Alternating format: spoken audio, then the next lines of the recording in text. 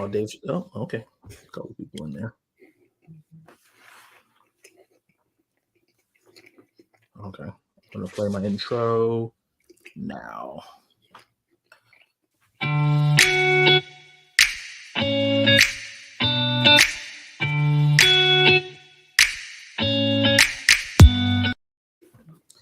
Hey guys, welcome to K to Z Movies, a new segment I'm doing on my channel with my boy Kenny Sparks, my movie partner in crime. Hey, what's up? How you feeling? Feeling good, man. Feeling good. Almost forgot to put my headphones in. It's all good. I forgot to allow people to see me.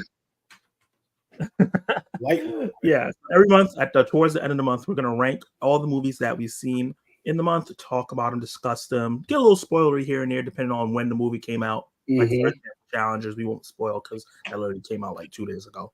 Correct. But something that came out earlier in the month, like The First Omen or Monkey Man, for example, we may get into some details about those films. Yep. No spoilers.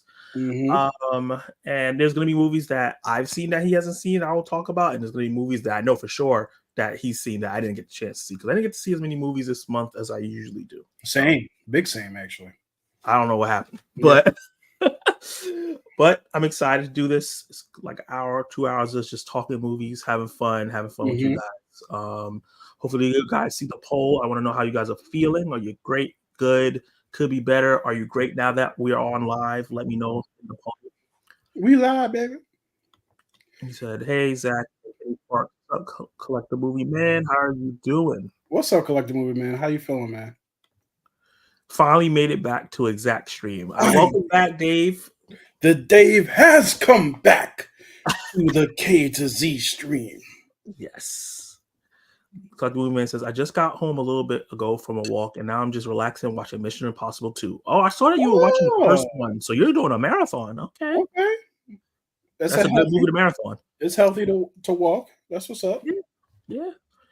Get a little Tom Cruise action in real life, and then Yeah. If you really want to be Tom Cruise, be going for a run. That's true. That boy, he has an icon. He's one of the only people that has an iconic run. Yeah. For a while, Will Smith was running in everything. Yes, that's true. I don't think he's keeping up with the cardio like Tom Cruise, though. Yeah. I think he slowed down in his youngish old age. Facts. 80 Kids from the 90s. What's up, man? How are you doing? CC! Hey, money! What's up, CC? So I'm seeing a total of 4 movies next month. Nice. Oh, nice. That's awesome. Love the support of the theaters. Look at these 2 good-looking gents. I appreciate that, man. You know what I mean? I just got the shape up. I'm going to be looking real good next week. I'm going to get my hair done. Yeah, same. I've been wolfing for a minute, so I need to figure it out. Yeah. That's the reason why I haven't recorded my you know how people do like their membership video thing? Mm-hmm. That's the reason I haven't recorded it, because I can't be recording it wolfing, because that's going to be there forever. Yeah. No. I gotta try to look spruced up for that one. Right. It's so funny because I got my beard was all crazy for so long, and I was like, I gotta comb this out before I go to the barber, because they don't care about how it feels. They're just gonna pull, and shit gonna hurt like hell. And I have curly hair because the Irish in me, so that shit just. You got Irish in you? Yeah, I'm a great thing. Okay. All right now. The View with Drew. Hey everyone, what's up? Hey View with Drew. Hey Drew, how are you doing? And Collect Movie said, I got the first 5 Mission Impossible movies on Steelbook, so I'm just taking my time with watching them. It's a good time, man. It's great movies. Probably top 3 best action franchises of all time. I don't think that's a hot. Yeah, and like I think the thing that sets it apart is there are not many franchises. It's 8 running. There are not many franchises that you can legitimately say every single one of them is good, right? Yeah. Well, like people don't like 2. I actually like 2 more than most people. I think I just understand that it's not good, so I just go in and enjoying it. It's not good. It's just not as good. It's just as good as the rest. Yeah. So even if you want to go 7 for 8, like that's still amazing. Amazing. Yeah. So especially the one that's not the one of the 8 is still entertaining. That movie's still entertaining. Yeah, I had a great time with that. Just weird. John Woo was on some ish. I highly recommend Stellar Blade. Just finished the first main boss, and this game is wild. I've been wanting to check this game out since they showed a little preview of it, like I think 2 E3s ago. So I'm kind of excited to check out Stellar Blade. Yeah, I haven't been playing a lot of games. I just renewed my PlayStation Plus. I upgraded from regular to premium. I'm gonna try to get into like Helldivers, and then I might try to get Stellar Blade soon. Helldivers is a ton of fun. I mean, it's fun as hell. The thing I love about Helldivers is you're not competing against other humans. You're just joining up with a bunch of humans to take out some robots or some bugs and stuff like that. Sounds amazing. And I don't have to compete with people who play the game 24/7 because I'm never going to do that. You know what I mean? I just have to hold my own against these robots who are deadly, by the way. You can play with your friends, and most likely you stay at the same level because you're playing together. Yep. They need more games like that. 100% agree. Has anyone seen my X-Men 97 video? If so, what do you think of the new intro? Oh, I did not. It didn't pop up on my timeline. Definitely gonna go check it out.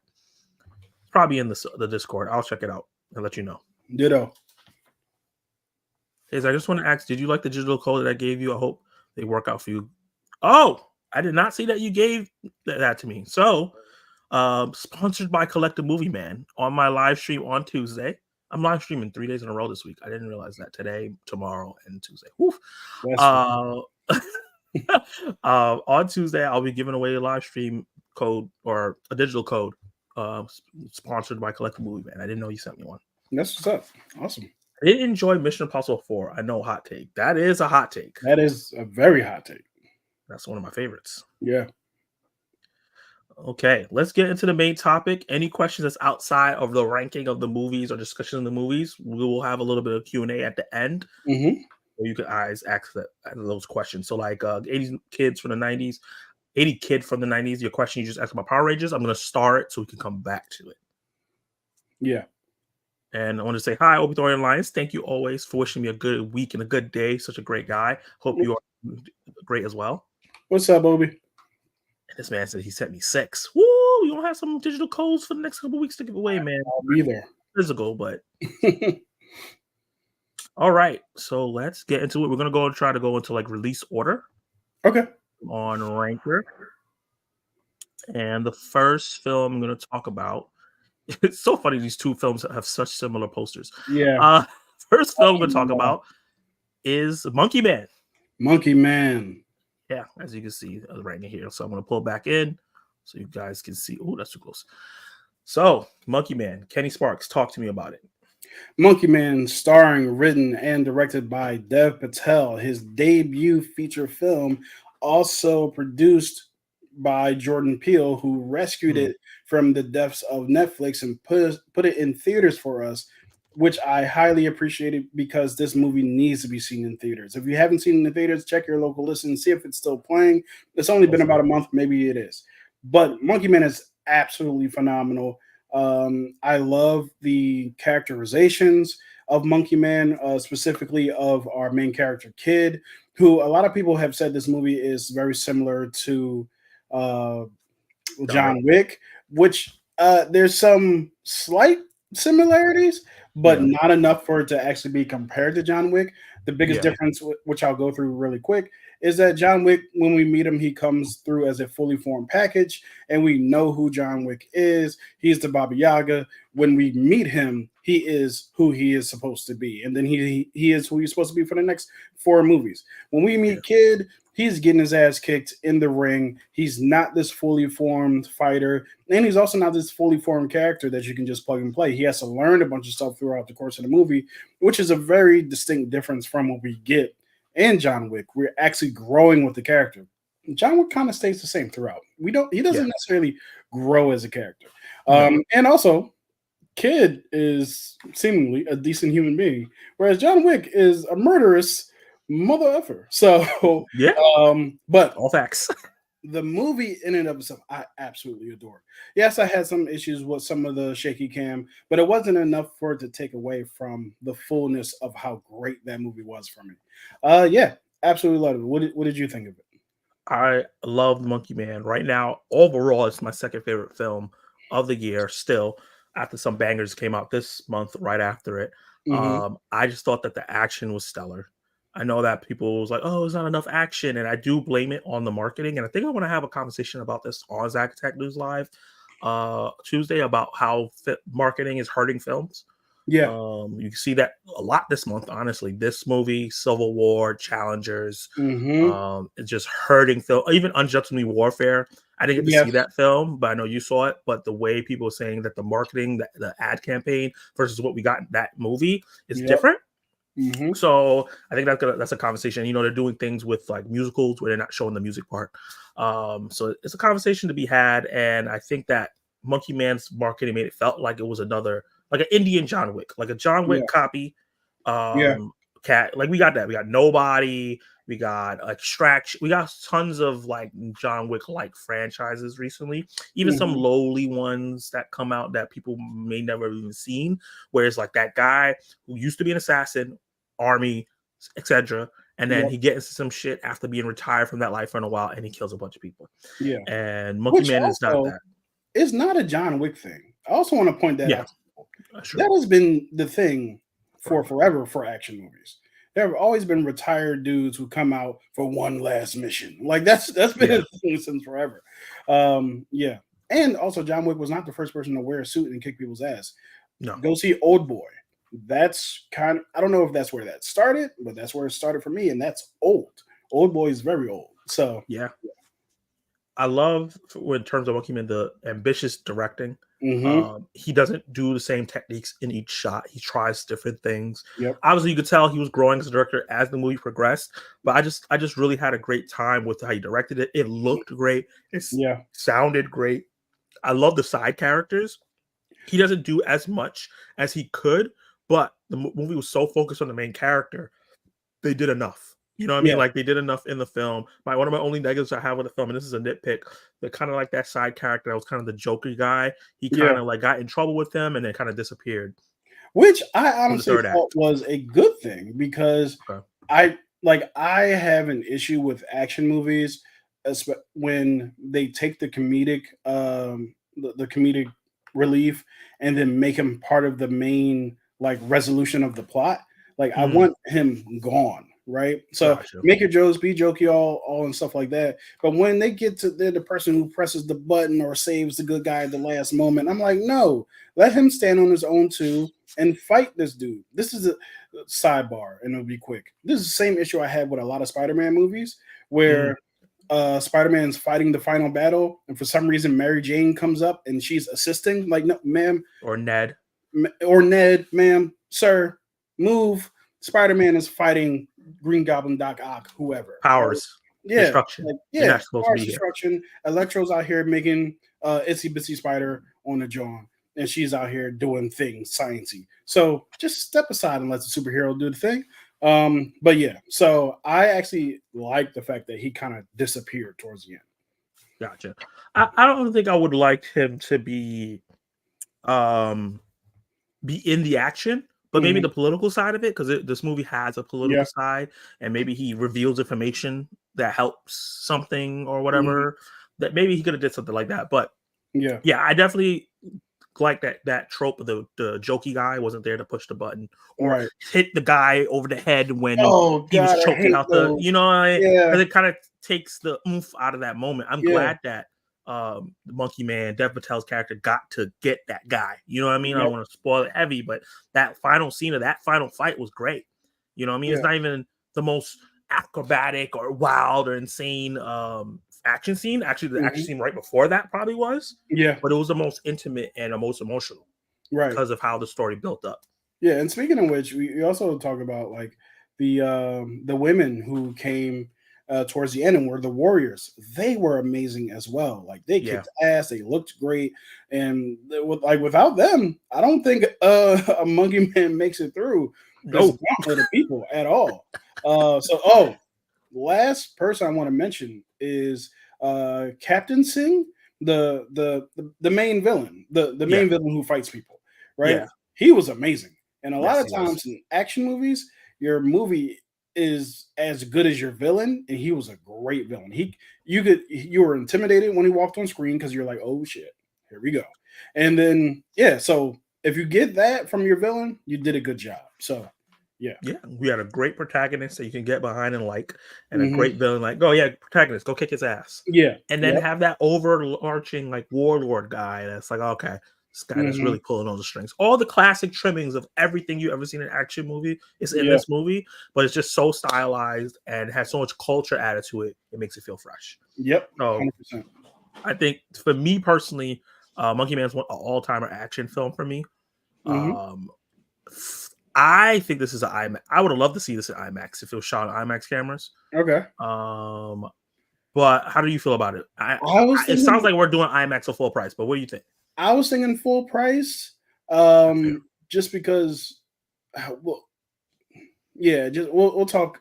Well, when I think of IMAX, it's not just because Dune Part 2 was in IMAX. It's because it was, that is a movie. You know what I mean?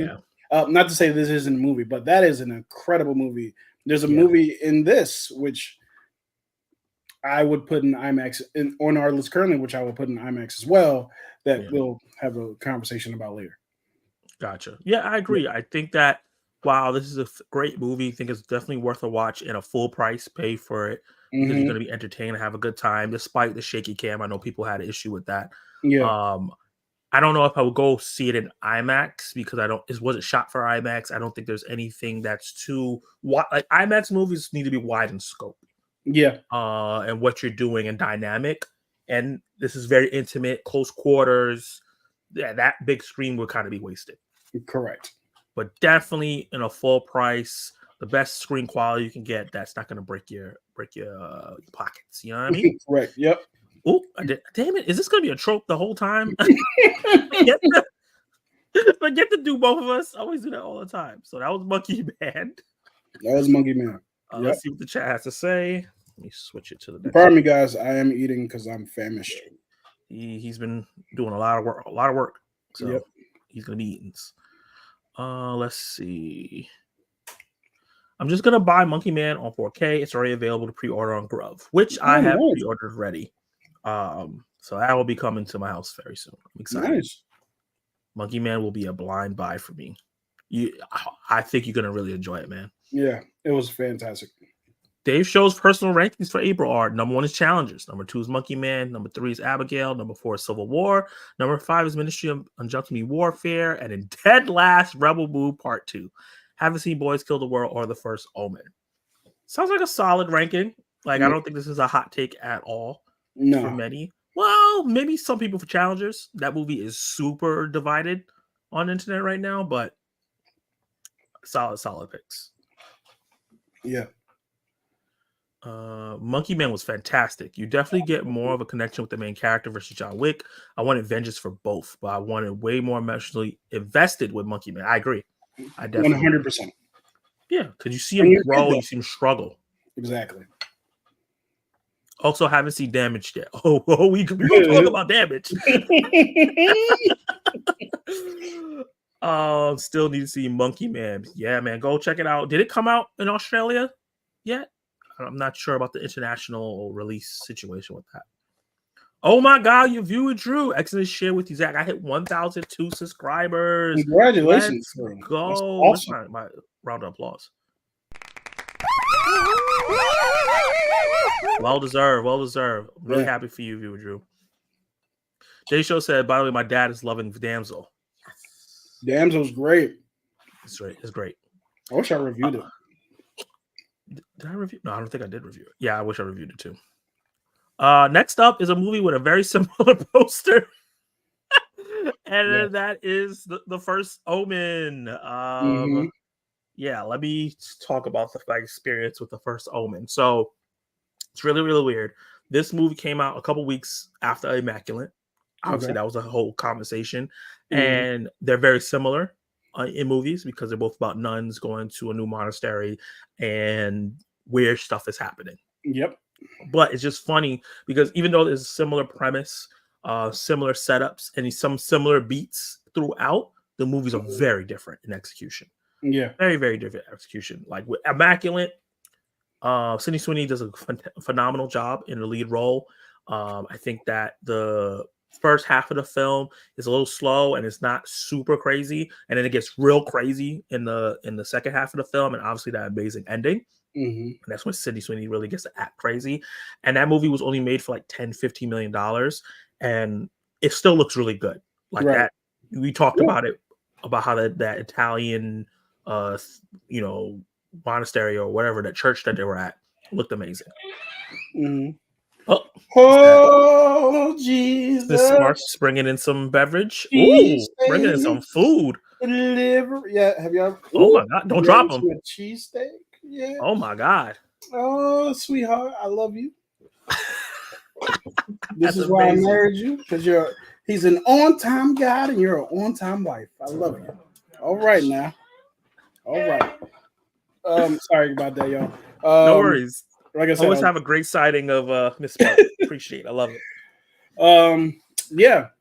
Yeah. And then with First Omen, that movie is like $15 to $20 million more in terms of production. And you can see it in terms of the way the monastery looks, the set pieces, how many actors are on screen, everything that's going into the film. It just feels more expensive, feels more lived in.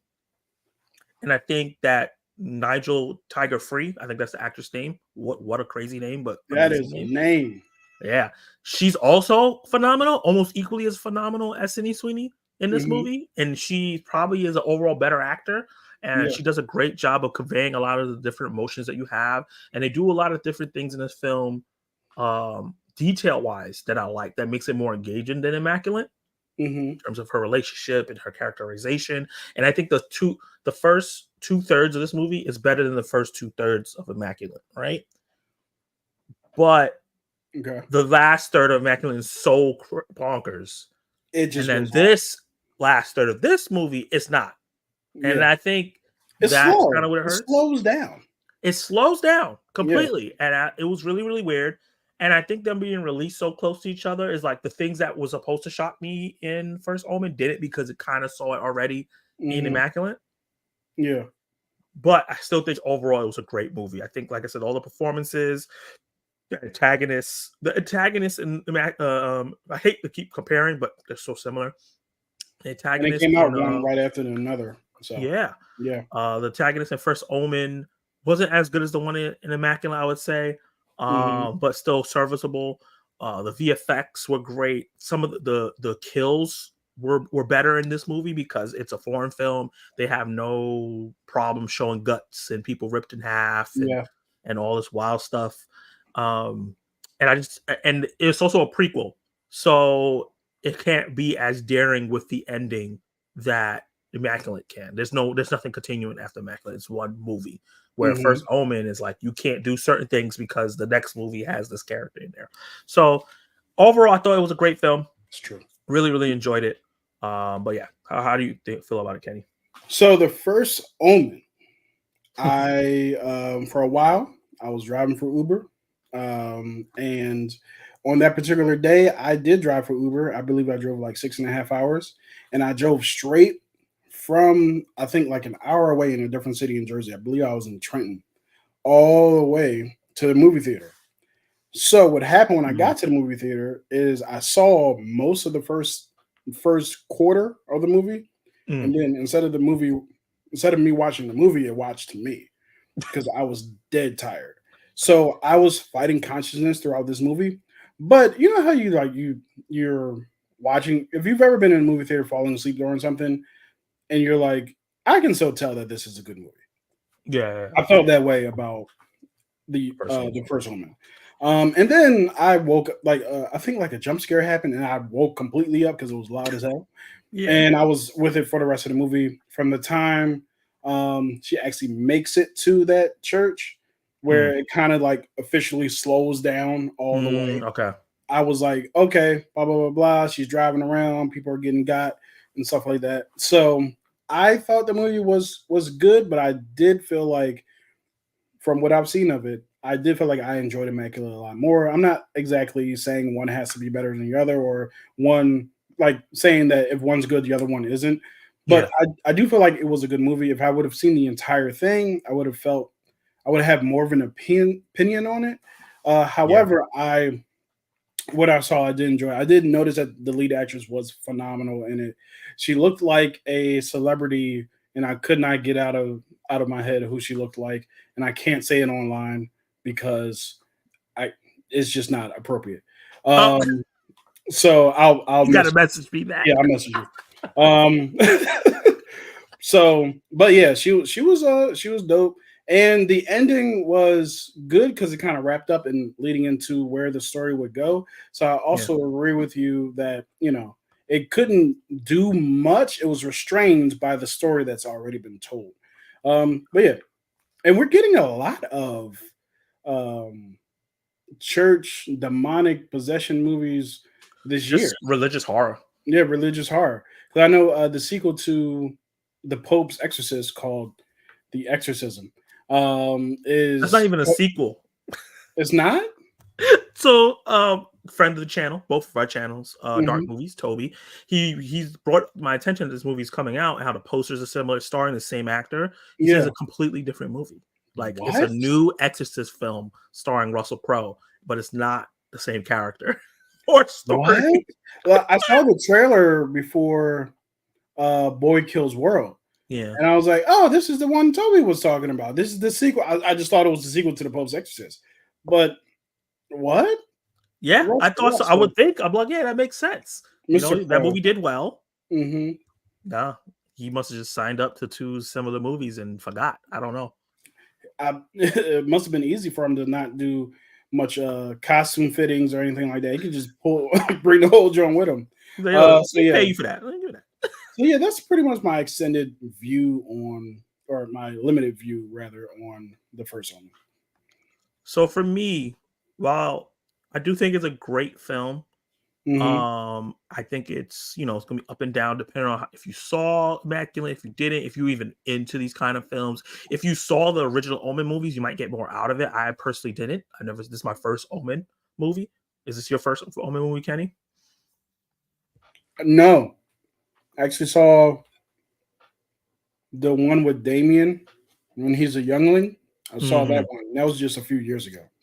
Gotcha. Okay, so you have some history with it.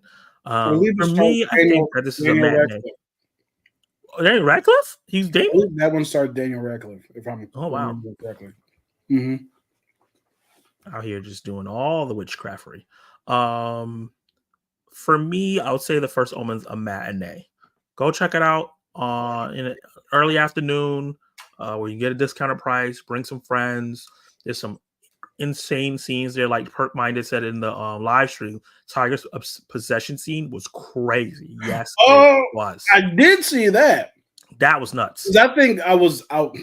I was awake during that part, and I'm sitting here looking at this young lady like, "Hey, get it together. What's going on here?" Yeah, she was performing. Yeah, she was performing, Yeah. and like at first I was like, maybe this is going on too long, but I was like, no, it makes sense for all the stuff that's going on. So yeah, matinee for me. Let's see what the chat has to say because you guys are dropping. Y'all in here killing it. Appreciate it. See, Monkey Man was fantastic. Damage, still didn't see Monkey Man. Damsel. Oh, first of all, what's up, Pert Minded? How you doing?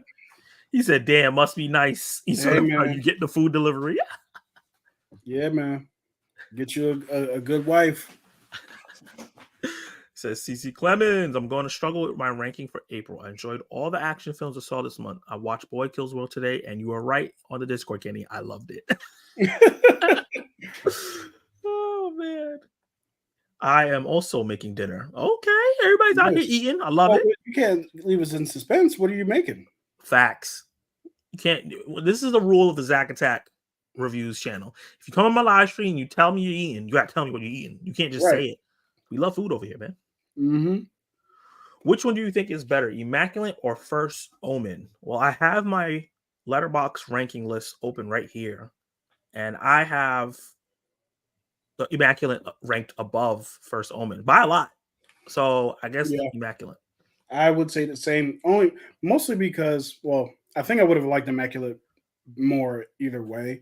But when I fall asleep during the movie, I'm not able to like fully review it. Yeah. I just give it 3 stars if I feel that way. You know what I mean? Yeah. Because there's another movie on this list that I also fell asleep during for the same reason that I gave 3 stars, which I later lowered it. He's like, no, I saw it now. No. Mm-hmm. Man, Sydney Sweeney's last act on Immaculate was fire. Like, okay, we know you can act, dang. Facts. Yeah, she was killing it. I said this, and Kenny's heard me say this before. Her best performances are when she's under duress. Correct. When she's trying to be happy or normal, it's like, you're right. Yeah. Like, you know, if you saw that romantic comedy she did that did really, really well, Anyone But You, I thought she was okay in that movie. But the horror and thriller films and Euphoria, anytime she's under any duress, she kills it in Euphoria. Oh my God. That scene where she was just like, you need to be scared of me when she's talking to Nate. I was like, oh, you're a psycho. So yeah, she killed that. And she needs to be in more horror films. I know she's trying to get into like an action film. I don't think that's for her. She needs to be a screen queen. Yeah, she's supposed to do Barbarella. She's supposed to star in that. And I get it because she's kind of like a sex icon, but do horror. Yeah, and yeah, I want to see her try it because try it for sure. Yeah, but that wouldn't be the first thing I would cast her in. Yeah, he said. Dave Show agrees to give me more Sydney Sweeney horror. Yep. Hey, Dave said I was falling asleep till 65 last year. Movie was bad. Oh, damn. Yeah, 65 was unfortunate. Yeah, just talking to my pops about that. In my opinion, the best possession act I've seen. I was so impressed with Tiger possession scene. It was insane. That sound design on that was interesting as well. Hey, we got the Lawrence report in here. He said, I can't wait to see how y'all rank Rebel Moon. Oh, yeah, that's coming up soon. That because we actually haven't talked about it. No, we haven't really talked about it. I kind of like said something in the Discord, but we haven't really talked about it. Hey, Collectible Man said, I just got done eating dinner. What did you eat, sir? Yeah, what did you eat? Oh, he put it later. Okay. The basic white boy meal, turkey, sausage, peas, and long grain rice. I did not know that was the basic meal. I didn't either. I know. You learn. This is why you have to have friends with different cultures. Teach you. Exactly. Expand your friend group. Word. I just got done having roast beef, green beans, a little bit of cheese, potatoes, and salad. Oh, you eating good. All right. I love me some roast beef. Eddie, why are you doing that to me? I'm dead ass. We're going to talk about that after. Glad we could make it. Good to see you guys. Heartbeat. Hey, what's up, Heartbeat? Oh, love to see you here. We just started connecting with these guys. Amazing awesome. Channel. Yeah. Check them out. Go sub. I'm gonna have it up here for a little while. Yep. Let's see. I heard bad things about Rebel Moon Part 2. We're gonna talk about that. I got like 10 minutes into Part 2 of Rebel Moon and stop. I didn't want to waste my time. He said, I need that Discord link. We'll talk. Okay, let's move on to the next film. That is the wrong screen. And the next one, this is going to be interesting to talk about. Yeah, boy. A24's Civil War. Oof. My bad. Let me see. Let me fix this. Civil War ranked. While I fix this, you can talk about it. You can start. Civil War was a movie that is incredibly well directed, incredibly well acted. The cinematography is amazing. The sound design is phenomenal. Everything that's technical about this movie in terms of filmmaking, through the roof. It's awesome. It's amazing. The thing I didn't like about this movie is the story. I don't believe that we got enough of an opinion of the director. Not to say I even have to agree with that opinion on whatever political side that you may fall on. That's not my responsibility. That's not my concern. My concern is have an opinion. I do not personally enjoy movies that say, this is what's happening. What do you think about it? No, nigga, no person of dissent. What what do you think about it? Don't tell me a story. Like, I could read a history book if I wanted to do that, right? Give me your opinion. And history books also aren't exactly, subjective. But that's a whole nother story. But but yeah, I felt as though the four main characters that we followed, I didn't care for any of them. Um, they didn't do anything to motivate me to care about their well-being or care about what they were going to accomplish. Everything that they were taking pictures of, I cared more about that and what's going on over there. Like, wait, tell me more about that. Oh, I don't care about your photography, girl. Move, get your photographs out of here. I want to talk about how this Civil War started, how we got to the beginning to the end, like what exactly was a catalyst for it. And I know that there is. I'm not going to go against other people's arguments for it because enjoy what you enjoy. You guys know how I am. See for yourself. Um, but for me, it wasn't fulfilling in the way that I wanted it to be. And also with the whole thing with getting to the president to ask him a question or to interview him, when we finally got to that point in the movie, it was not satisfactory how that was handled either. So a lot of it just felt like, oh, bunch of tension, bunch of tension, bunch of tension. All right, we talking about photography. Bunch of tension, bunch of tension. Photography. Like, man, move so we can actually talk about what's going on in this world that you guys built. They put out full maps for this movie of the different unions and stuff like that, and we barely like explored those different areas. I'm like, yo, everything you built, or excuse me, everything you built around this is way more interesting than the story that you decided to tell with these four people. However, to end, all the performances were great. Cinematography was awesome. Sound design, I think that they'll win an award for it, if For not, sure. if not just be nominated. Because That first firefight, I was like, yeah, oh, yeah, I thought I got shot. yeah.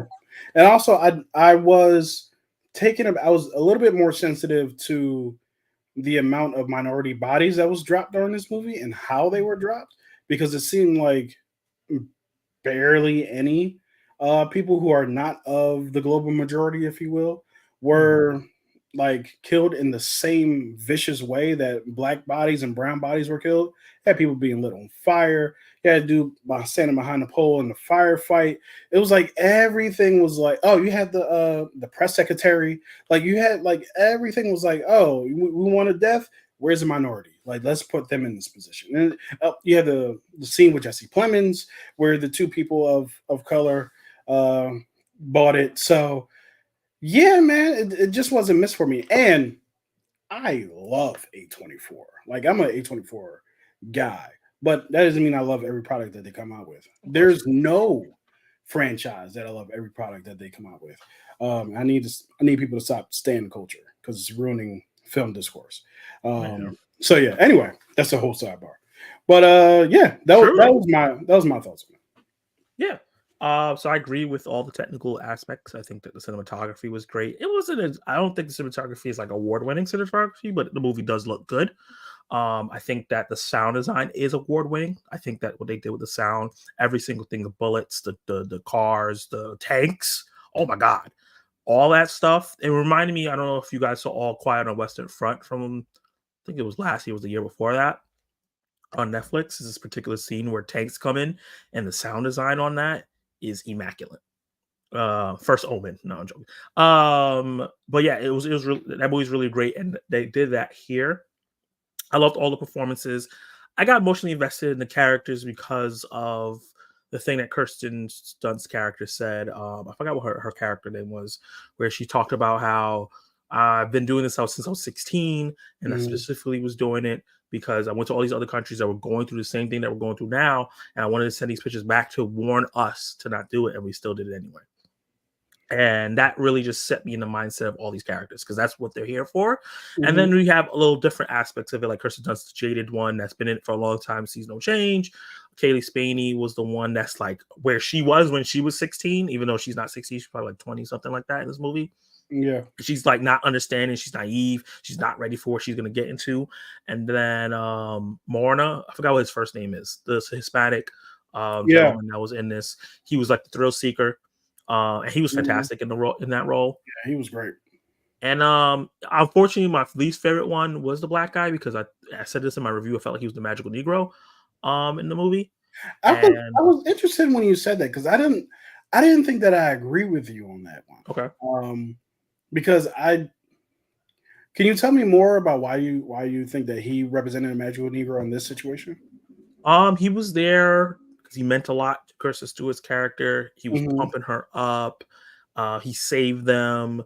When Kaylee Spani's character was not doing too great, he talked to her, or he's like, "You make sure you go to sleep so you have the rest so before we get to the trouble." Like it Hmm. felt like he was just there to support those two Hmm. females the most, Yeah. and not really the other guy. Hmm. And then his death meant something to Kirsten Dunst. So they fridged him as well. So they meant something for Kirsten Dunst as well, and her character changed because of him. So Yeah. it all felt like his character was just in service for those two characters. Mm. He didn't Okay. have. I felt like the three had motivations outside of just like each other, Yeah. and I felt like he was just there to motivate them too. If that makes sense, That and that's support. those are strong points for sure. Yeah. Yeah. Okay. Somebody was like, "Oh, well, he's old. He can't just run around." I was like, "You don't got to run around. They're in a car." Right. Yeah. Obviously, when they get to the battlefield, he needs to sit his ass down and go in the back Mm. and don't take no pictures. He Right. can't move. But up to Yeah. that point, I don't want to spoil anything about the movie if you haven't seen it. Hmm. But yeah, I know a lot of people's complaints, and I think this movie, quite like a lot of the movies on this list, marketing has hurt it because A24 is so desperate to get a big buster hit that Hmm. makes tons of money that they market this movie wrong. I think the marketing for this film was a misstep in every single way. They marketed it as like a Civil War film, like we're gonna get into the action and understand the sides and stuff like that. The pictures releasing the map, you Hmm. can tell all these things was not Alex Garland, the creator of this film, the writer and director of this film's idea. Because when you listen to his interviews heading into the movie, they're opposite of what the marketing is. Yeah. And then Mm. on top of that, they started using AI images, so they already hurt the images. Like it looks like if they started hurting the movie already. You saw I that didn't with know they did that. yeah, like after the movie, they started releasing these weird AI images, and you could tell they were AI. It's weird. I Yeah. don't know. Yeah, I get they're a small company, but just don't cut Mm. corners. Yeah. Um, and then what's it called? I forgot the last thing I was gonna say about the AI. But yeah, I feel like the marketing hurt this movie the most because this is really like a big budget indie film about Hmm. these reporters who are in the midst of the country in the Civil War and how their importance means something because they're getting this information out there. I will agree. I think that they could have had some small dialogue moments explaining certain situations they're in, like that firefight that they're in. Yeah. I think they could have talked to like why is this happening, and then just Hmm. give a little detail why this specific firefight's happening. Yeah. And then like when they're in the town and stuff like that, I think this they could have been added some added conversations in the film to Hmm. just give us little hints to why it was. But I understand why he wanted to take this apolitical standpoint. I think we have so many movies where the director takes a political standpoint, like American Sniper, which is a garbage film. Um, that it was refreshing for me personally, and I Hmm. really, really enjoyed the warning because yeah, there are history books, but unfortunately, our youth are not reading history books. They might watch this movie in 24 clips on TikTok and get something out of it Hmm. because they ain't going to the theater to watch it. Yeah.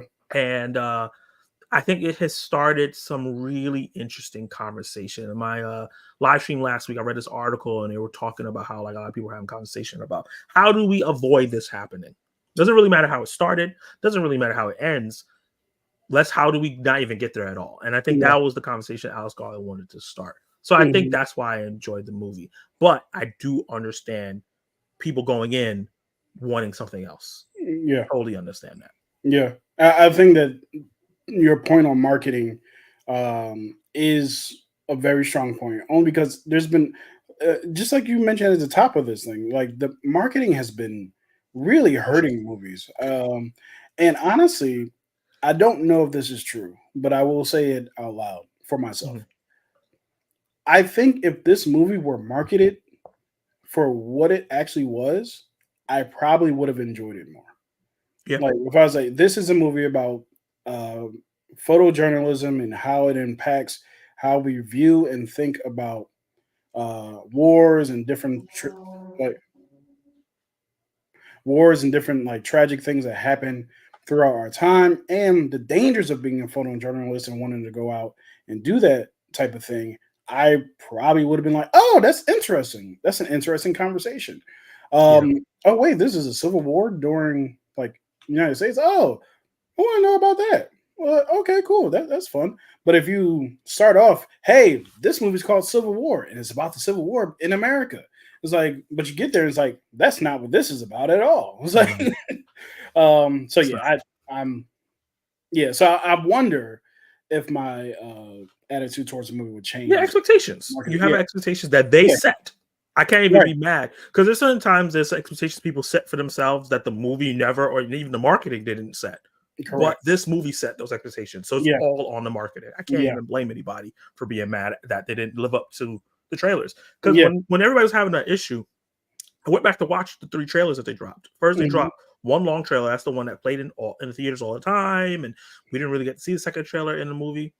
In movie theaters, and then they played the third one was really, really short, and all of them was so action heavy. And while the action is really good in here, honestly, it is. That's not the movie. The movie's 2 hours and something. The action is probably 30 minutes of the total movie, maybe 40. Yeah. So yeah, they definitely mismarketed this to hell. But question is, how are we gonna rank this? For me personally. Yeah, I would probably put it in matinee. Okay. I will put it in a matinee only. This is the IMAX for me because I think that the scope of it, but I will put it in a matinee because I feel like the mismarketing. Okay. You can. And I do think it's better than First Omen. I do want to say that if you wanted to put it in full price, because you wanted to put it in between IMAX and matinee, I'm cool with that too. I know there's a lot of people who enjoy this film. I just happen to be one of the people who doesn't. And there's a lot of people that don't like this movie at all. Right. So definitely behind Monkey Man. I enjoyed Monkey Man more. So it's definitely behind that. All right. That was a great that was a civil conversation. It wasn't a civil war between us. Yeah. Also, I'll just end by saying I've seen way worse movies this year. So in comparison. Bruh. Yeah. Lord, I have just went to go look at the bottom of my letterbox. Yeah, I definitely have. Let's see what the live stream has to say before we move on to the next movie. I know they have some things to talk about Civil War. I saw people talk about streaming and stuff like that.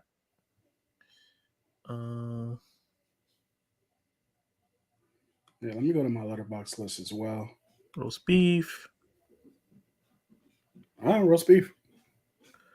Oh, Kenny Sparks. What kind of sub was that? Looks pretty good. So it's a cheesesteak. I wouldn't necessarily call it a sub. It's a cheesesteak from Philadelphia. It's not a Philly cheesesteak because that's not a thing. Let me just educate everyone. There's no such thing as a Philly cheesesteak. They're just cheesesteaks, right? Okay. So when you go into this spot, this your little restaurant in your local town is, we got the Philly cheesesteak. No, you don't. If they put whiz cheese on it, it's not a cheesesteak. I don't know who does that. Maybe some jokers in South Philly or some tourists. Pat's and Geno's are the worst cheesesteaks in the city. Go to Max's. Go to your local Poppy store. Do not go to Pat's and Geno's. They're trash. They're tourist attractions. They there with the big signs that make y'all feel like y'all ate a cheesesteak. Go to Ishkabibbles on South Street. Like, don't do that. So anyway, so it's a cheesesteak. All this food talk makes me want to be on my big backish once I get off work. The sound was really amazing for Civil War, but the story was just disappointing. I definitely could see something like this happening someday in the future. Maybe not the states they talk about. Yeah, I think the fact that he used those states was purposeful to make it like an alternate reality. Yeah. Because if you pick the actual states that we think would do that, then it would be too close to reality. He's like, well, how did that happen? Yeah. Pertmine said Civil War was cool until that ending. He wasn't a fan of the ending. I can definitely see that. Hey, Brandon, what's up, man? Pardon me.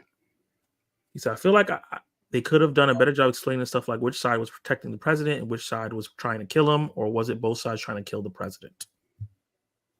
Yeah, I think one of the interesting things is when we get to Jesse Plemons' character, he just seems to be just this rogue guy. There's no like he's part of this faction. He believes in this. He just happens to whatever he believes in, which we don't know.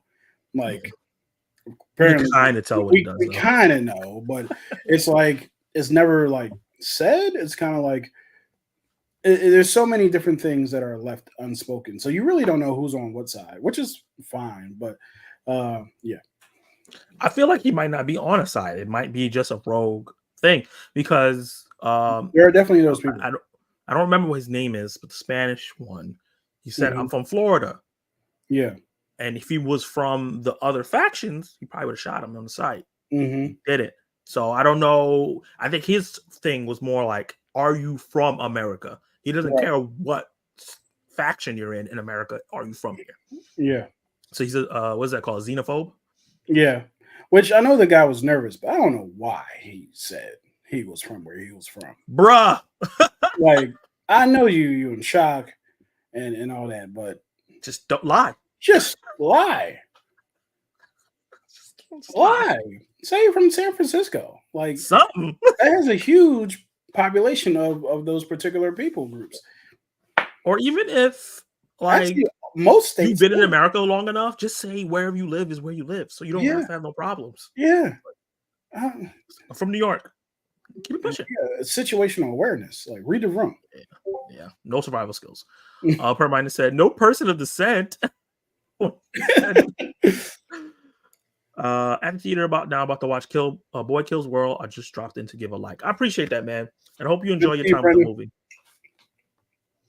Civil War gets a smooth matinee for me. I so hated the way they wrote the young girl character. No spoilers, but that turned me off the way off. There was no going back for me. I understand that. I see that she's a divisive point in the film. I actually really liked her character because of the character arc she went on.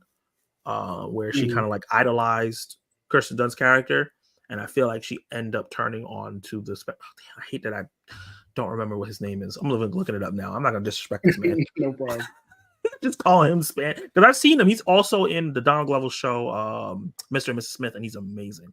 He's great. He's great in that show. Yeah. Wagner Moura. Yeah, Wagner Moura's character. She kind of ends up going towards his side in the film. So I understand what they were doing there. She was looking at Kristen Dunst like, maybe you're not the way. Yeah. You're not the chosen one I thought you were. Civil War split people and us at the channel. Yeah, it's because Candidate Movies is a couple different people on that channel. Yo, which I did not know. I went on to watch another reviewer there. It's like, who is this guy? Yo, the same thing happened to me. I was like, wait, hold up. Oh, wait, y'all a group? Channel, but we love that it made its money and made people talk about the film. Hope you guys are doing great. Keep up the great work, brothers. Appreciate you, man. Everybody go check out these guys. They're almost to 1,000 subscribers. Yo, they are dope too. I remember when I found out Ray Shremmer was a group. I was like, wait, there's two of them? It's the Ray Shremmer effect. That's the same thing that happened to me too. I was like, it's one Ray, one Shremmer? No? Okay. Same thing with The Vision. Oh, yeah. Well, that's a little less because one's a producer, so it's not like he's performing. True. The only character I liked was Kirsten Dunst. Okay, that's fair. She was the main character. So, yeah. I was a little hard to stay awake on some parts, but when the action was there, it was there. I wasn't 100% clear on what the Civil War was about, what the resolution was at the end, so I left. Like, yeah, I could see that. That's where I'm at. Yep. Did Civil War make a ton of money? Actually, it didn't make a ton of money, obviously, because I think it broke even. It was made for what? 50 mil? Let me see. Box office for let's see. What is your total box office? Why am I acting like I don't open at 25? It's at 71. Okay. So I mean, I'm sure they're like, yeah. I don't know how much the marketing was. It seemed like it was market heavy. Marketing. Yeah. People were saying 50 mil. I don't think it was 50 million. Yeah, I don't think they spent the budget of the movie on the marketing. A24 was like, hey, we're going to make a bigger budget movie. We're also not going to spend the same budget that it took to make the movie to put it in. Yeah. That doesn't make any sense. I don't even think it would cost that much. No. Yeah. I don't think it would cost that much. I think because this movie didn't get like a red carpet world premiere that you see all the stars and the dresses. They didn't go to Jimmy Kimmel and all. They There's do no all that Super stuff. Bowl commercial, nothing like that. Yeah, Which would have been weird to do on a Super Bowl Sunday because that would have been a wild ass. yeah. Yeah. Civil War is A24's biggest budgeted movie. Yep. Mm-hmm. And I'm excited for them to do like one big budget movie a year and then do a bunch of small ones like they're doing. Because we've already, what is the fourth one of the year already? Maybe? I don't know. Love Lies Bleeding, Civil War. I feel like feel like there's some I didn't see. Let me go to my list. Love Lies Bleeding, Civil War. Let me see. I might be wrong. Maybe the other ones didn't come out. So I know for a fact I saw another one. No, I don't actually know. Damn, they have a lot of movies coming out this year. The rest haven't come out yet. But we have A Different Man. Oh, that's the one with Sebastian Stan. I've been hearing about that movie for a while. We have Y2K. That's coming out with Rachel Zegler. We have Maxine coming out soon. I'm looking forward to that. Yeah, me too. They have a bunch of smaller movies coming out. Oh, I saw the TV Glow. Yeah. Which is coming out. I think it might be coming out next week. Yeah. So in April, there's a lot of doubling up. Like every week is 2 movies that we actually care about. Yes. It's going to be difficult. It's killing me, man. Yeah. Like, how am I going to do this? Spread it out, y'all. Yeah. Jesus. Give me one big movie and then a bunch of indie movies I do not care about and wait to streaming for. Yeah. I will say it was shot well and the sound design was incredible. Can't deny that. Just fell short on some parts for my personal taste. Totally agree. Longlegs has the best marketing out of any movie right now. As a horror movie fan, I agree, but as like a mainstream, I do not agree. No one I know knows about that movie. That's all I gotta say. The marketing is creative. I just don't think it's reaching people. I haven't seen any of the marketing. See, hasn't even reached Kenny. He's into the movie space. Deadpool has good marketing too. Well, yeah, the movie market itself. Yeah. I would have to disagree with you on American Sniper. It does not have a political standpoint. Did you understand what the movie was about? Yeah, I understand what the movie's about. It definitely has a political standpoint. I'm gonna find you out Letterboxd later. Nice. Yeah, add me on Letterboxd. I don't know why that sounds like a threat, but it does. I'm gonna find you Letterboxd later. See what this bullshit y'all reviewing. Right. Hey, these kids from Nice says, I love cheesesteaks. Hey, my man. The movie is basically about who's in the Iraq war and he's a sniper and he's ranked up all these kills and he's starting to have PTSD. There's other stuff that happens in that movie that's different from that. But yeah, I don't want to go too deep into that. But I put Wiz on mine, Kenny. Don't judge me. I'm judging you. I saw this. I was waiting for us to get there. You're definitely being judged. Now, I still want you around, but there's certain things I'm just going to judge y'all for. And if I'm tripping, judge me too. But you are judged. He said, "You are judged." There's I think mine came. Yeah, there's mine. All right, let's get to the next film. We have the one that I've been really looking forward to talk to. Waiting for because I know we have a different opinion, but this one, yeah, boy, because we actually watched it together. Mm-hmm. And this movie's called Damaged. Yo, yeah. Start off us while I change the title. Yo, Damaged. So Damaged stars Michael Jordan. No, Damaged stars Samuel L. Jackson. And he's essentially a Chicago detective who has a bunch of murders happening in his town who from a serial killer that he once was chasing. And a similar murder happens in Ireland. No, I'm sorry, Scotland. A similar murder happened in Scotland. So he was pulled into Scotland across the, sorry, the family group chat is going off. He was pulled in over to Scotland to help solve those particular murders. So he's partners with an ex-partner who used to work with him in Chicago, and now he's going on to try to help these people solve this murder. This movie is all right. I gotta read this. They like, hey, you really want to tell you what's going on? Dale and the boiler are going off right now. Do not disturb. Thank you. So essentially, this movie is absolutely insane. Like when it gets to the end, it gets insane. I want to honestly say for the first 90s, 80 to 90% of the movie, I was in. I was all in. I was like, yo, this is an interesting mystery. I think it's this guy. It turned out not to be that guy. So I'm like, oh, okay, cool. Now how are we going to like what's and then when it reveals who it is, this thing jumps the shark, the platypus, the duck-billed platypus to be specific, the Starmie from Pokemon. Like it jumps every sea creature that you can find. I'm like, yo, what happened? And then there's this particular scene in which Samuel Jackson is interviewing or interrogating a potential suspect. And keep in mind, they're in Scotland, and Samuel Jackson, surrounded by Scottish people, it's like, well, maybe it was you, Mr. McGregor. I was like, whoa, Sam, what's happening here? Right? So he's just like, all these Scottish people just let it happen. Yeah, they just let it happen. It's like you out here mocking his voice. Everybody in here is from Scotland. Like, what are you doing? And then the movie just kind of goes downhill from there. It's absolutely insane. I thought something happened. It's absolutely insane, yo. But I had a great time watching it because I was watching it with Zach. Oh god, and we want to talk about that last scene where someone's standing by a car and the green screen behind them.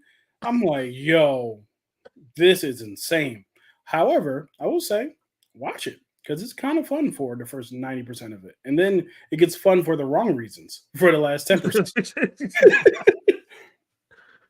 Okay, yeah, I have very similar feelings to Ken. I was locked in for say like 85% of this movie, right? Like I was like into the mystery, the killing.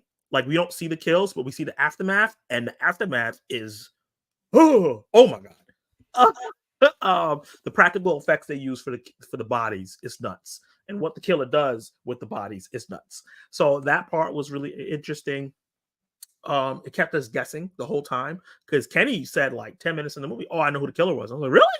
And then we got halfway through and we're like, oh, no, I don't know. I was like, oh, okay, I don't know. So the whole movie, we're trying to figure out who the killer was. And you could tell this movie doesn't have a big budget. It's not like super well shot. The sound design is not great. It's not like these other movies we're talking about. Very low budget film, but Sam Jackson's acting good. It actually has a great list of actors in it that I've seen in other places, and I also did not know they were Scottish.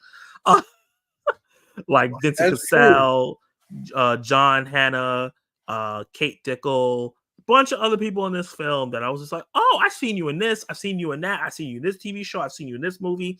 So it was cool to see them all in this movie with Sam Jack. And Sam Jack's doing a good job. He had this like past with his wife, and his wife was one of the people that got murdered. That's not a spoiler. That's like a main joke you get in the movie right from the beginning. And yo, once we start finding out like the whole like McGregor thing, I was like, what? But then the movie started getting a little weirder and weirder, and it was like cutting. You could feel like the movie was supposed to be longer, and they cut out parts, to speed it up because it would go from like a conversation in a room to another conversation in a room, and then like a character would say something to somebody, and I'm like, wait, when did y'all have a conversation for that to make sense? And then we got to the reveal. Like every mystery murder movie, you get to the reveal and all the revelations. It might be a twist, and then like Kenny said, the movie jumps the shark in the craziest, most damaging way possible you could have. Because I was at like, this is like a 3 for me. This is like a 3 stars. Oh, same. On the Zack Attack scale, I was like, this is a C. I was like, if this movie ends like really well and gives me like a good twist that I didn't expect, or even like a great like way the bad guy got, it might be a C plus. Yeah. This is not that bad. Go rent it. Don't go see it in theaters because the budget's too low.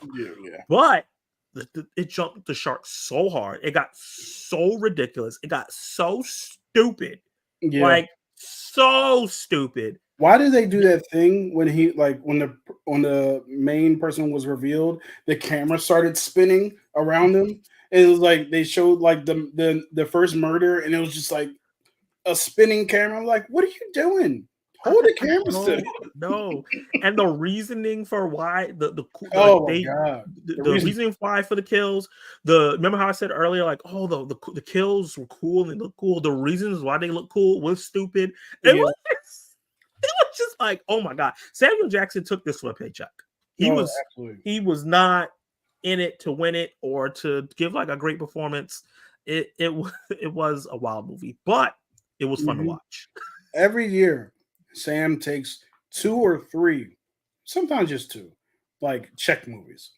Yeah. You see him every year, but I don't blame him because he has the largest IMDb profile in the history of ever. Like him and Nick Cage are competing with that. Yeah, if you guys have Letterboxd and you paid for like the pro version, not the premium version, but the pro version, you get to check your stats and you'll see like what's the most watched actor that of all the movies you've ever seen. I was on Threads and I was seeing people post their most watched actor, like 100, almost 100% of them was Samuel Jackson was at the top. Was the number one that they've watched the most of. Because he has so many movies. He might even have like a small role in a movie and he ends up becoming one of your most watched actors because he had a small role. Yep.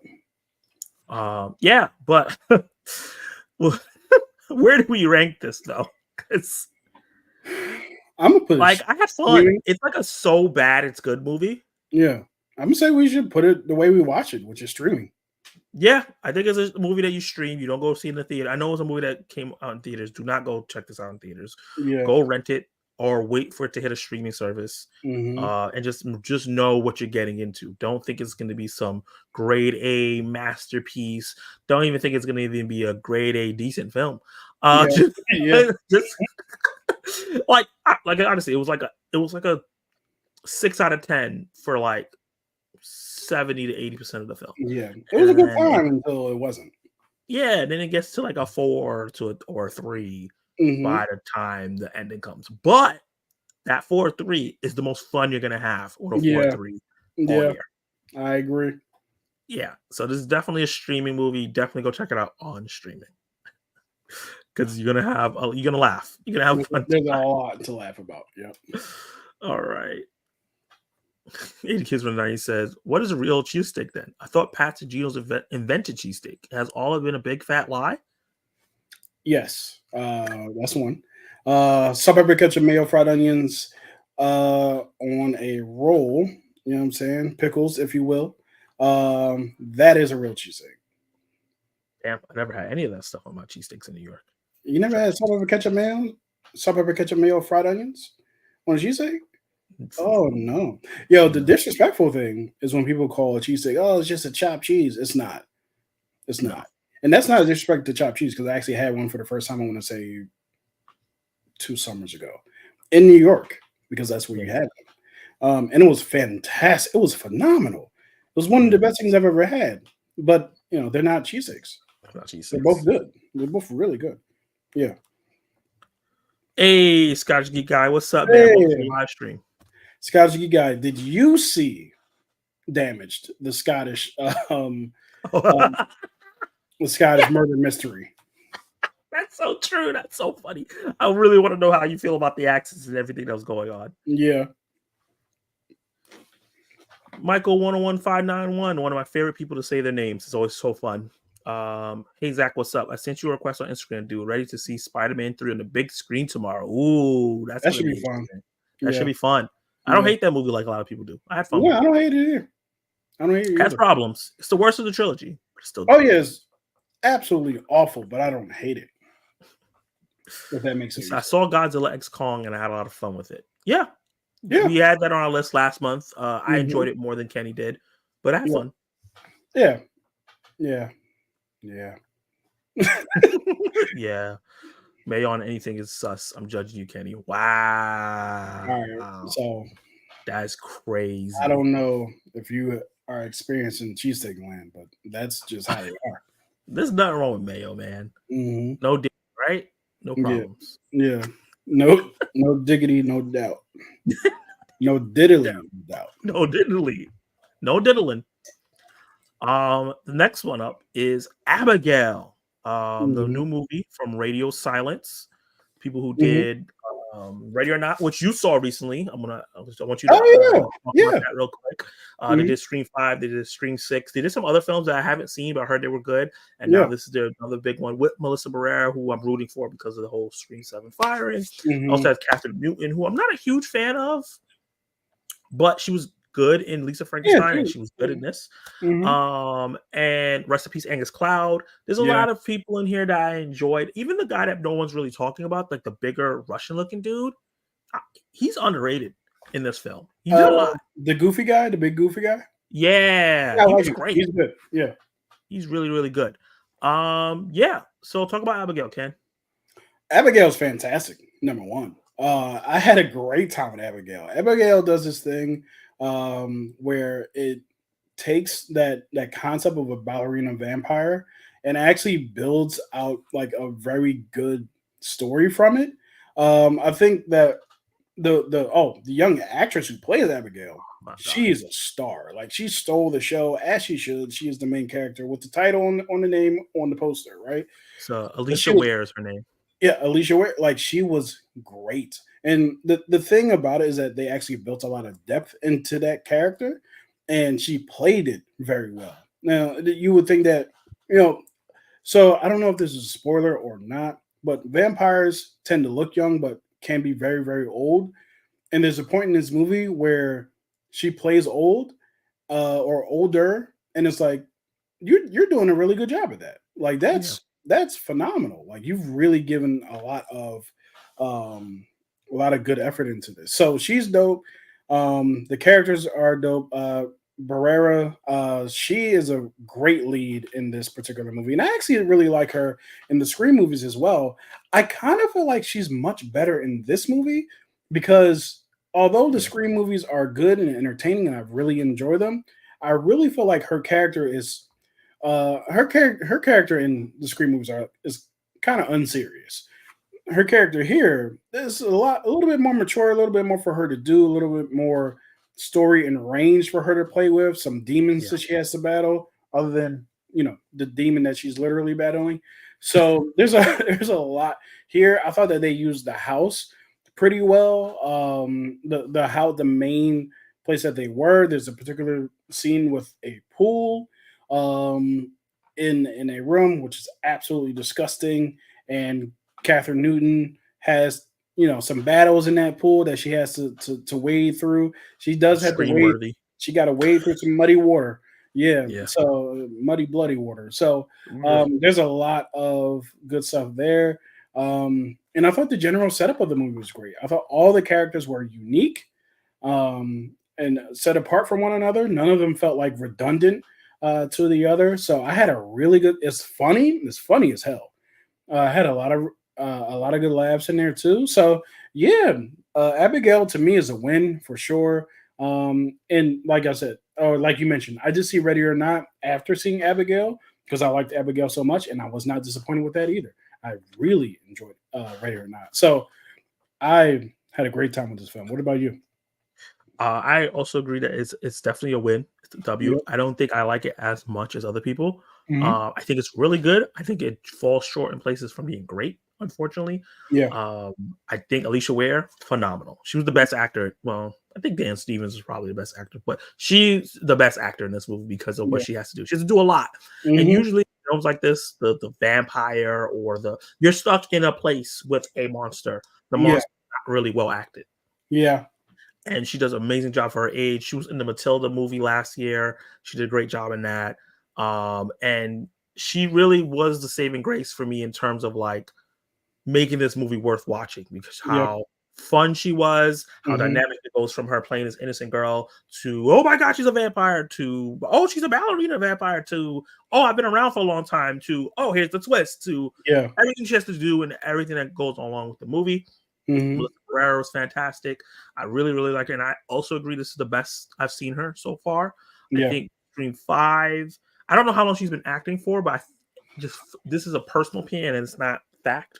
I feels like she hasn't been acting for a long time. Hmm. And so every time I see her, I feel like she gets better, which I Yeah. respect. I think that Hmm. she's working on her craft and she's found directors that know how to use her because all 3 movies I've seen her in, it's the same directors.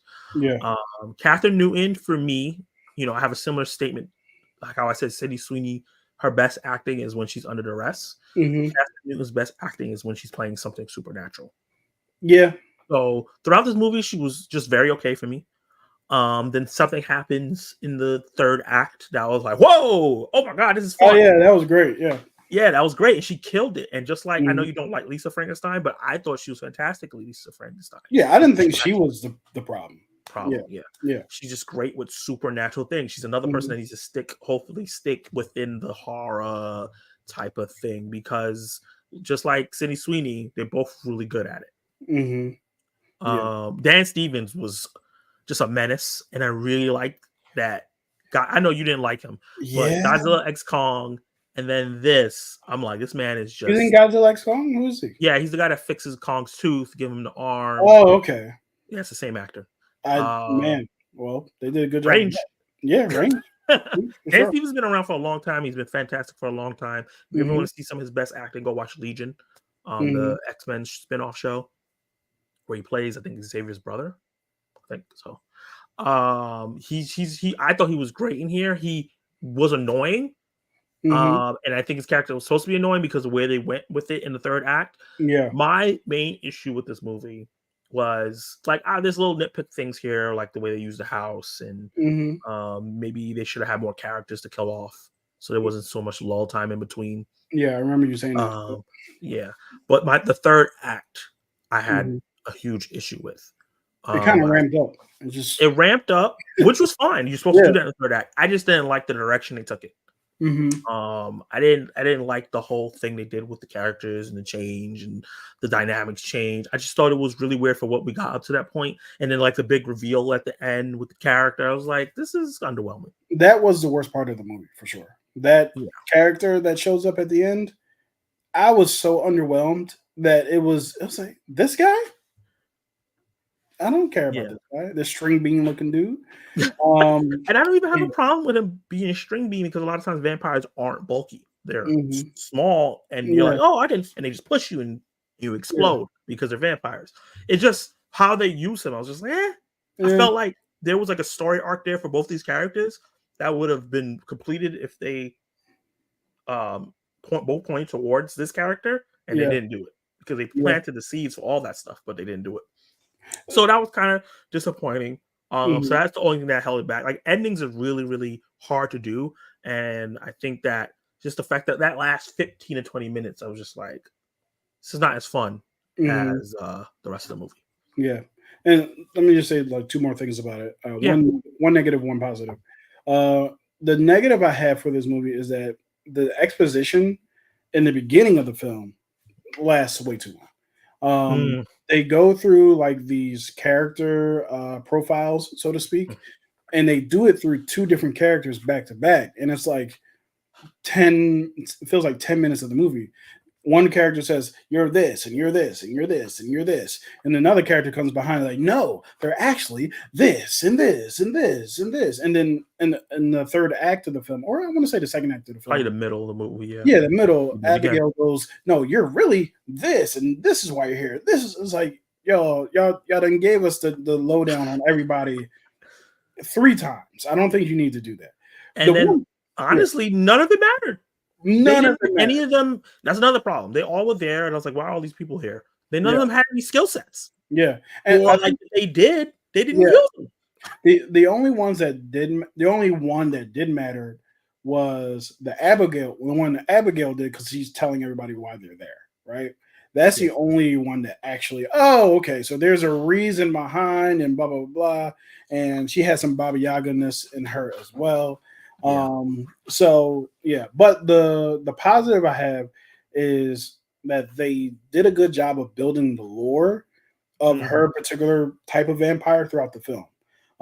There's like, is it light? Is it crosses? Is it holy water? Is it stakes? Yeah, is it twilight? So all that, like, you didn't know, because they did a good job of saying, we're actually in the world where vampires exist in fiction. So we're going to use that to our advantage and say we don't know how to deal with this, right? So I thought that was really good. Also, that was really good. Last thing, I promise. How people look when they die in terms of the vampires, I thought was really cool. Yes. Oh yeah. Yeah. I was just about to bring that up. When Mhm. just the deaths in general in this film. So Yeah. the two big positives I didn't really bring out because I was talking about so much negatives. I don't want to seem like I'm negative on the film. I really like this movie. Mhm. The big positive I have is the deaths. I think that it was weird seeing what happened with. I was about to say it was weird seeing Angus Cloud in this film, considering that he's dead. But I Yeah. also understand that it's out of their control. They filmed the Right. movie before, and it Yeah. kind of would have been hard to take them out. Mhm. So, It'd but yeah, been all impossible. the kills Yeah. were great. Just and all the things that happen with vampires and stuff like that, like you said, was a great. And if you saw Ready or Not, they kind of carried a lot of that stuff from that movie into Mhm. this. Um, Yeah. yeah, I think that, and the movie is funny. And Mhm. that's another thing. It's a good time, and I had a really good time in my showing because I had these two older black ladies, like two or three rows ahead of me, and they were hilarious. They were speaking at all the right times. They were quiet at the right times, but when they spoke, it was funny. She said, "No, don't go in there. No boy. Those Oh were the best. girl, get him." Yeah. It was so good. It was Yep. great. The best people you want to watch movies with. And then at the end of the movie, they was like, "Yeah, this was good, but it was too much." It was like too much blood and stuff for them. Mhm. Which is so funny because it's like it's an R-rated vampire action film. What you thought it was gonna be no blood, no gore. Yeah. But yeah, the gore was great, the practical effects were great, movie was It's funny funny. because I it didn't really feel liked the R-rated characters. at all. You didn't think so? No. The hand? The head? Oh yeah. You know what? You're right. I can see why you say that though, because they don't go as hard as Mhm. they could have, especially when it comes to a vampire. Yeah. Because when I think vampire, I think of like 30 Days a Night. That's R-rated vampires. I You know haven't what I seen it. mean? I need to see it. Oh, we gotta do a watch along of that. You gotta Mhm. experience 30 Days a Night. That shit's crazy. That's like a zombie vampire movie. If you Oh, understand, nice. I mean, like you know how like vampire movies are usually slower and oh my god, they're not. This is like zombies. If there were, I mean, they're vampires if they were zombies. It's crazy. That's crazy. Yeah, but I really enjoyed it. But let's see where we rank it though. I want to hear where you would put it. I had such a great time with it. I kind of want to put it at full price. Mhm. I wouldn't be mad at matinee, but I kind of want to put it at full price. You know what? I think it's such a good time in the theaters, and I don't think even though I didn't love every aspect of it, I'll keep it in full price because while the ending is not the best for me, it's not Mhm. terrible.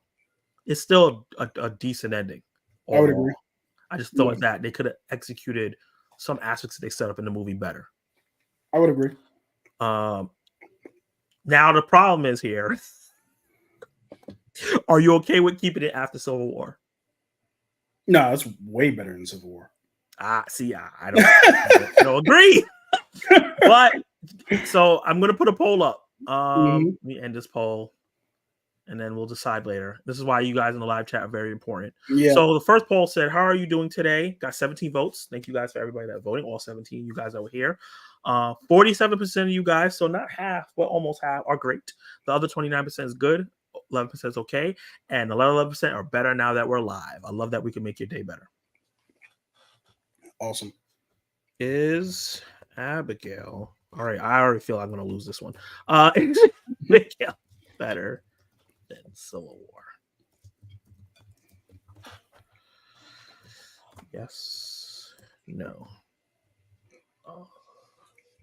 To be fair to you, you probably get the same result that you're expecting, that we're expecting you to get. If you said maybe it's a stretch. Is Cocaine Bear better than Oppenheimer? I feel like you might get the same response. Only because people remember fun more than great filmmaking. That's interesting. I feel like Cocaine Bear. That's interesting. Yeah, because it's similar comp, Mm-hmm. but I do think Oppenheimer is a lot better than Civil War, and I Oh, do for sure. think Oh, I I'm personally sorry. think Cocaine Bear is better than Abigail. What?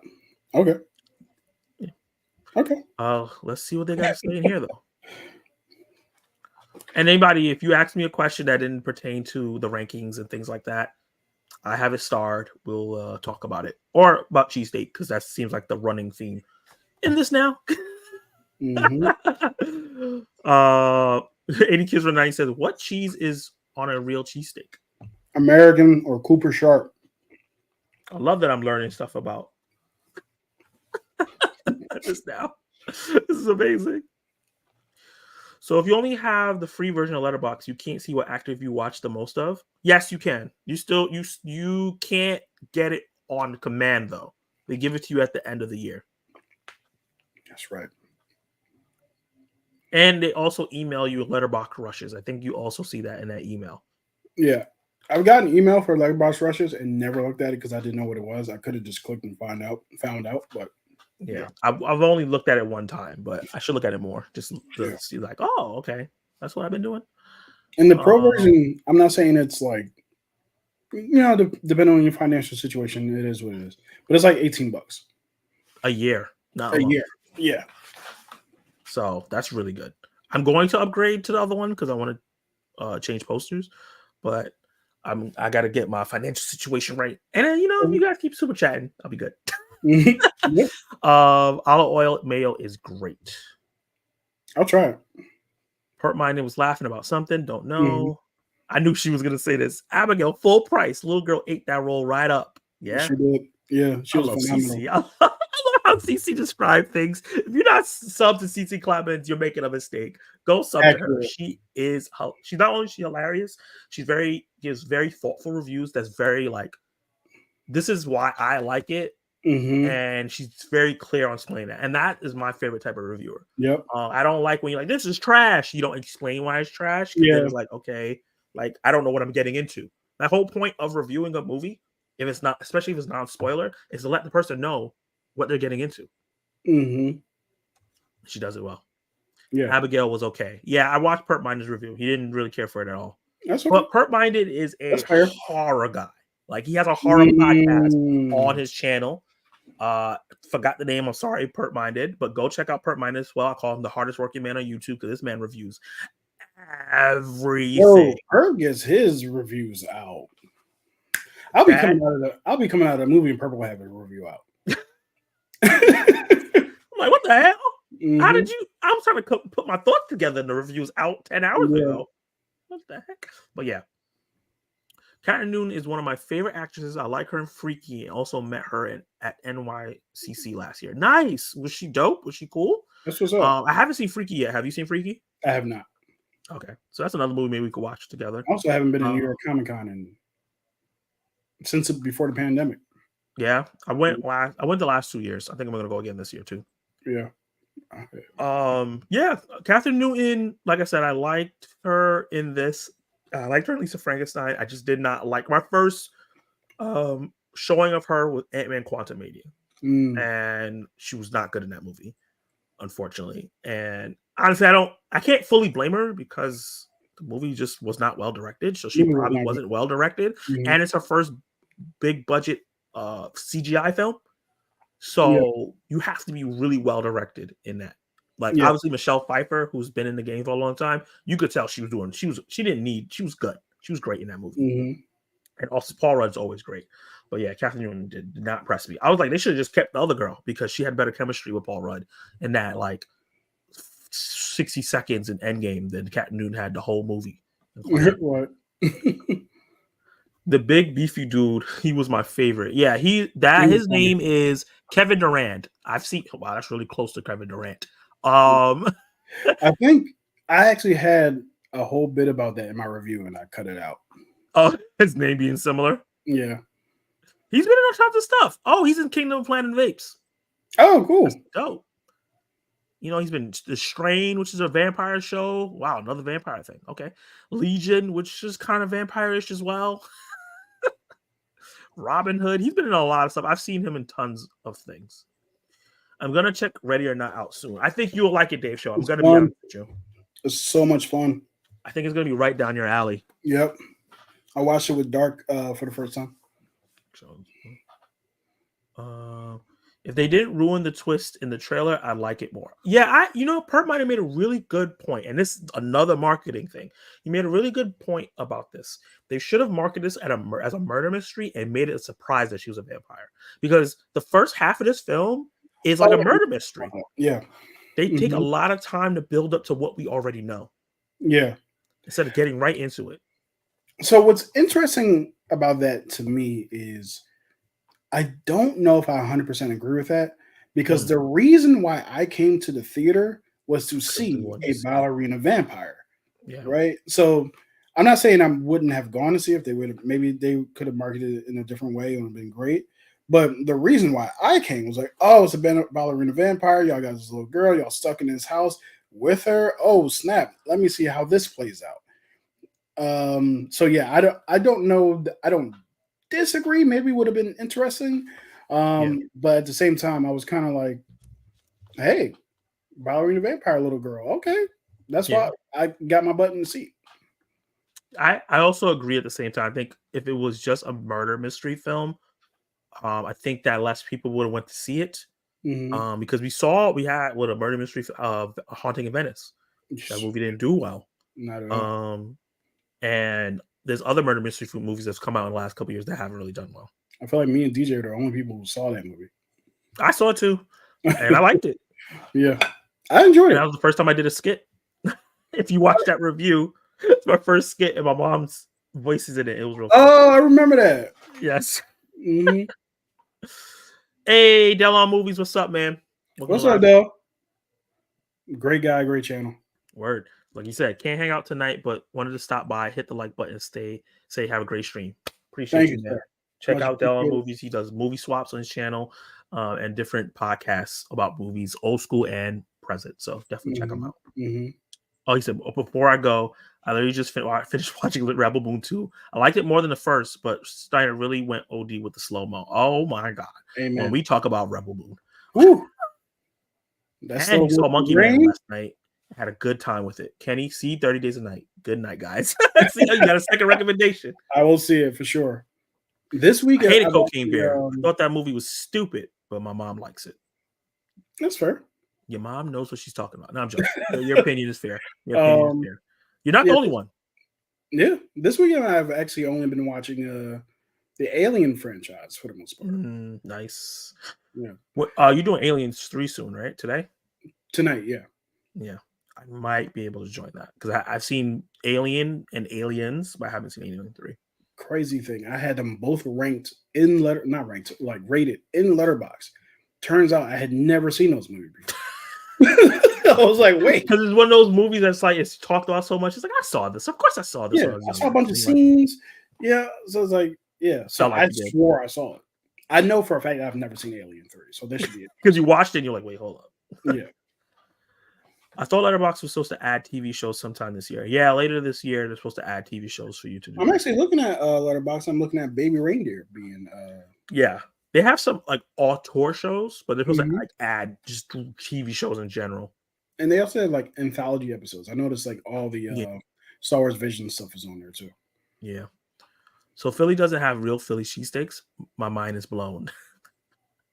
There's no such thing as a Philly cheesesteak. That's the crazy part, right? That's like me going somewhere else. Oh, it's the New York chopped cheese. Like it's just called a chopped cheese. It's just chopped cheese. Yeah.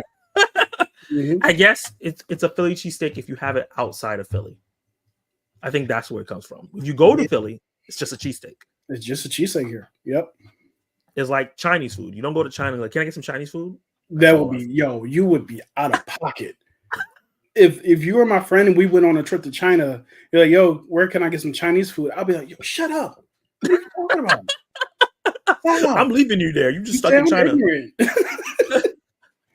You just stuck in China at this point. There's no way you're walking around with me after that one.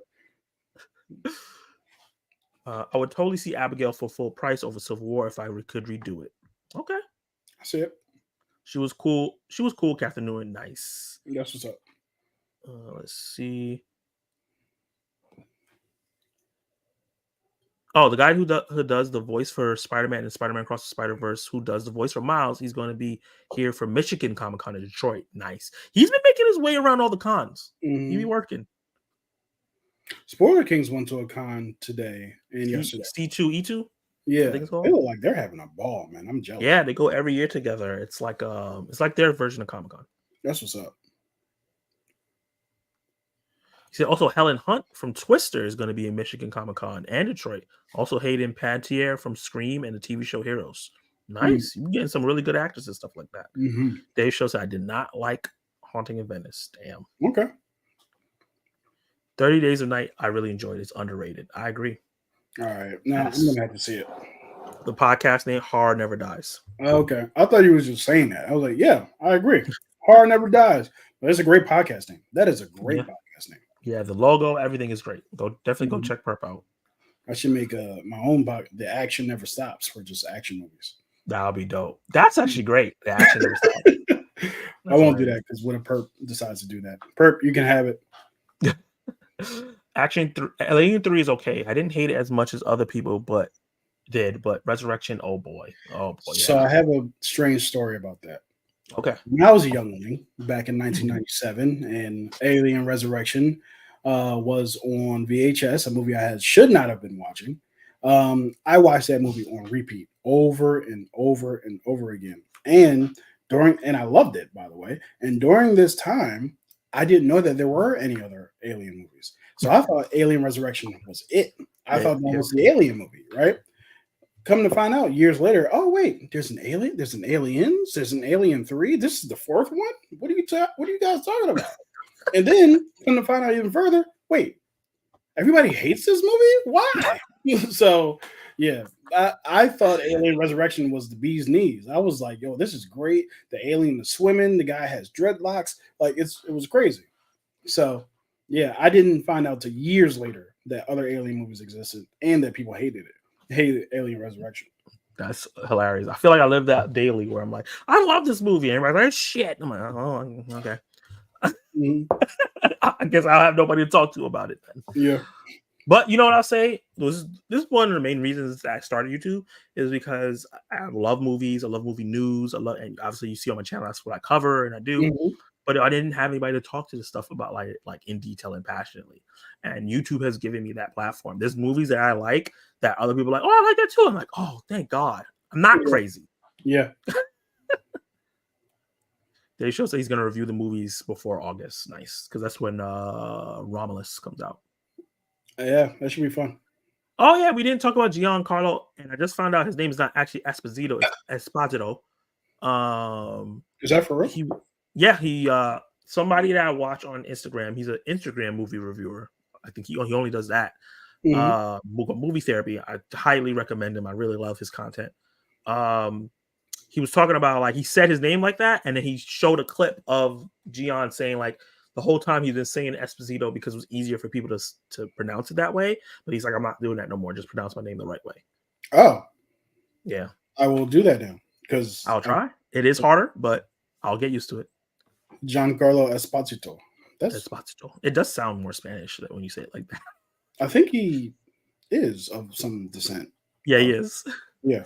From Breaking Bad, Better Call Saul, Far Cry 5. I think he plays the bad guy. Yeah, he's in tons of things. That man's everywhere. The Boys. He was in Abigail.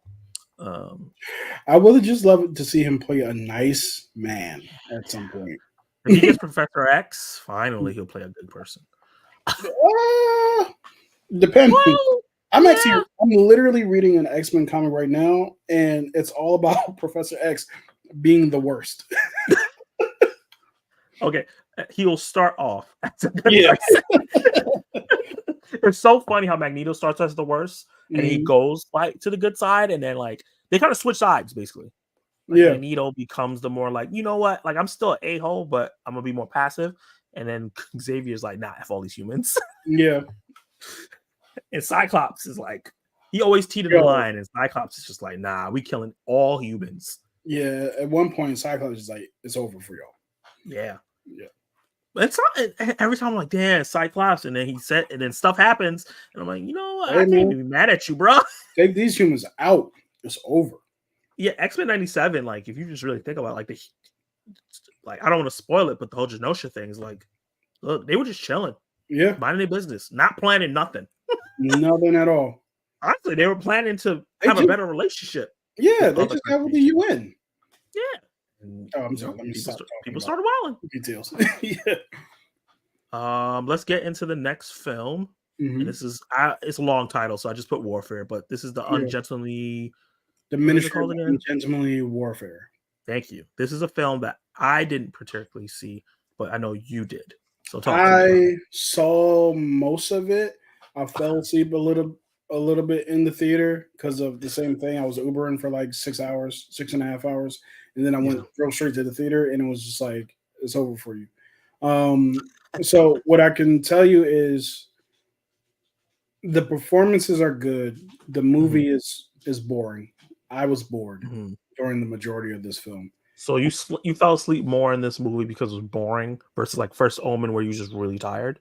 No, I would say I was so tired, but Okay. when I was awake, which was I want to say for the majority of the film, but I did fall asleep during certain parts.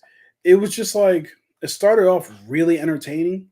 Everything in the middle was just like, come on, y'all, can we do something that's interesting? And then the Mhm. third act, late in the third act, it gets interesting, and then it's just boring. It's a boring film, and I feel like for me personally, I have to do some research on this because I have to make sure that I believe what I'm about to say. I feel like for me, Guy Ritchie films just don't work for the most part. Mm. So I think that that might be a part of it. Like, and I always go out and see them because his trailers are always good. You know what I mean? Yeah. It's like M But Night for me, Shyamalan. I just don't know if his films work for me. So Did you yeah, see The Covenant last year? let me do my Googles. Jake Gyllenhaal, Afghanistan. I don't believe so. I Okay. don't remember seeing anything in Afghanistan last year. Nah, I Okay. definitely have not seen this movie. I thought that was a great film, but it was not as Guy Ritchie as others. And you know me, you know that I'm like, um, you can make something that I don't like, and that doesn't mean I'll never like anything that you'll make again, right? Hmm. So I can tell you that there are a couple. I'm looking at it right now. There's a couple Guy Ritchie films that I do like. I'll tell you, there's a couple of them that people really like. I didn't like. Snatch is one of them. I did not care about that movie And whatsoever. I like The Snatch. whole thing. I was just like, I'm bored. Please get me out of here. I like both Sherlock Holmes movies for sure. I I like haven't The seen Man them. from Uncle, and I like The Gentleman. That I really liked. Gentleman was great. Yeah. And yeah, Ministry of Ungentlemanly Warfare, I just didn't care for. Did you So see Aladdin? I did. Did you like I it? I saw it listed here. I was like, there's no way he directed that. But he did. And I did. I did like that movie. So I would say, like, okay, so most of the films I'd never seen Lock, Stock, and Two Smoking Barrels, never seen Revolver, Rock and Rolla, never seen it. King Arthur, I just skipped it because it didn't look good. Never saw Wrath of Man. That's a good movie too. Did I see Wrath? No, I didn't. And Operation Fortune, I never saw either, or The Covenant. So Yeah. maybe it's just this movie, but I was bored to tears. Damn. I was like, get me Um. out of here. So like, I didn't have a choice. Like usually, I get to see 2 movies a week, Hmm. and for this month, I just didn't get a chance to go see both movies because usually I have to go Friday, then I have to go Saturday or Sunday. I Yeah. just did not have a chance. Honestly, I've been like gassed and stuff like that. I'm probably going to take a break soon. Same. Um. So I chose Abigail over this. I think they came out at the same time, which makes sense. Hmm. A horror movie that's smaller, action film, counter programming. Yeah. But the advertisements for this did not draw me in. Right, like Mm. I was like, oh yeah, Henry Cavill looks like he's fun, having fun. Alan Richardson looks like he's having fun, Alan Rickman but is great in this movie.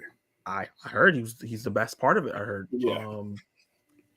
but for whatever reason, I just nothing about it was like I need to go see this. Mm. I feel like this is a movie, action film that I'll wait till it comes on streaming and watch with my mom. You can wait for streaming with this movie. Well, 100%. actually, I'm not gonna watch it with my mom because probably a lot of cursing and stuff.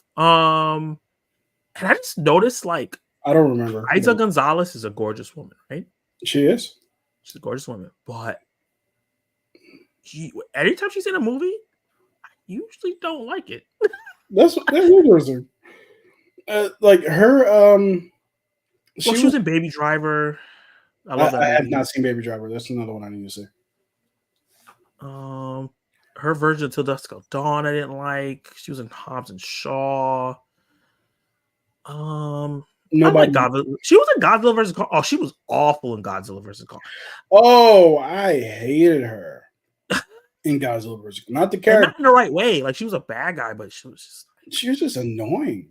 She was good in Ambulance. Yeah, because my daddy, he wants the Godzilla serum. I was like, shut up. That's Get all out of my face. Yeah. Nothing else to that character. When she died, I was like, oh god. Oh, sorry, spoilers. That movie came out a while ago. Yeah. She died so ceremoniously. She was just like, get out of here. Yeah. Like there was nothing built up to the character. Yeah. But then I also heard that what kind of held me back watching this movie is I heard that this is based on a true story. It is real people. Mm-hmm. And that's kind of weird to make like a comedy action film about the stuff that real people went through. Like if it was just like an original story that they made up with people who do not exist, that's one thing. But to make like a comedy film out of it, it's weird. I don't know if maybe the advertisement advertised like that, and then you because you said the movie's boring, so that means it doesn't seem like it's so comedy heavy. Yeah, there's a lot of dry humor, dry comedy, kind of situational comedy in here, which I'm all about. Dry humor, dry comedy, and stuff like that. But just when it's good, if that makes sense. So I just throughout this movie, I was just like, can we move on to the thing? You know what I mean? So the thing we got here for. Yeah, it just spent a lot of time meandering, and I did not care about this movie at all. So, where would you personally put it? Since I didn't see it, I will put it in streaming for sure. Is it better than Damage?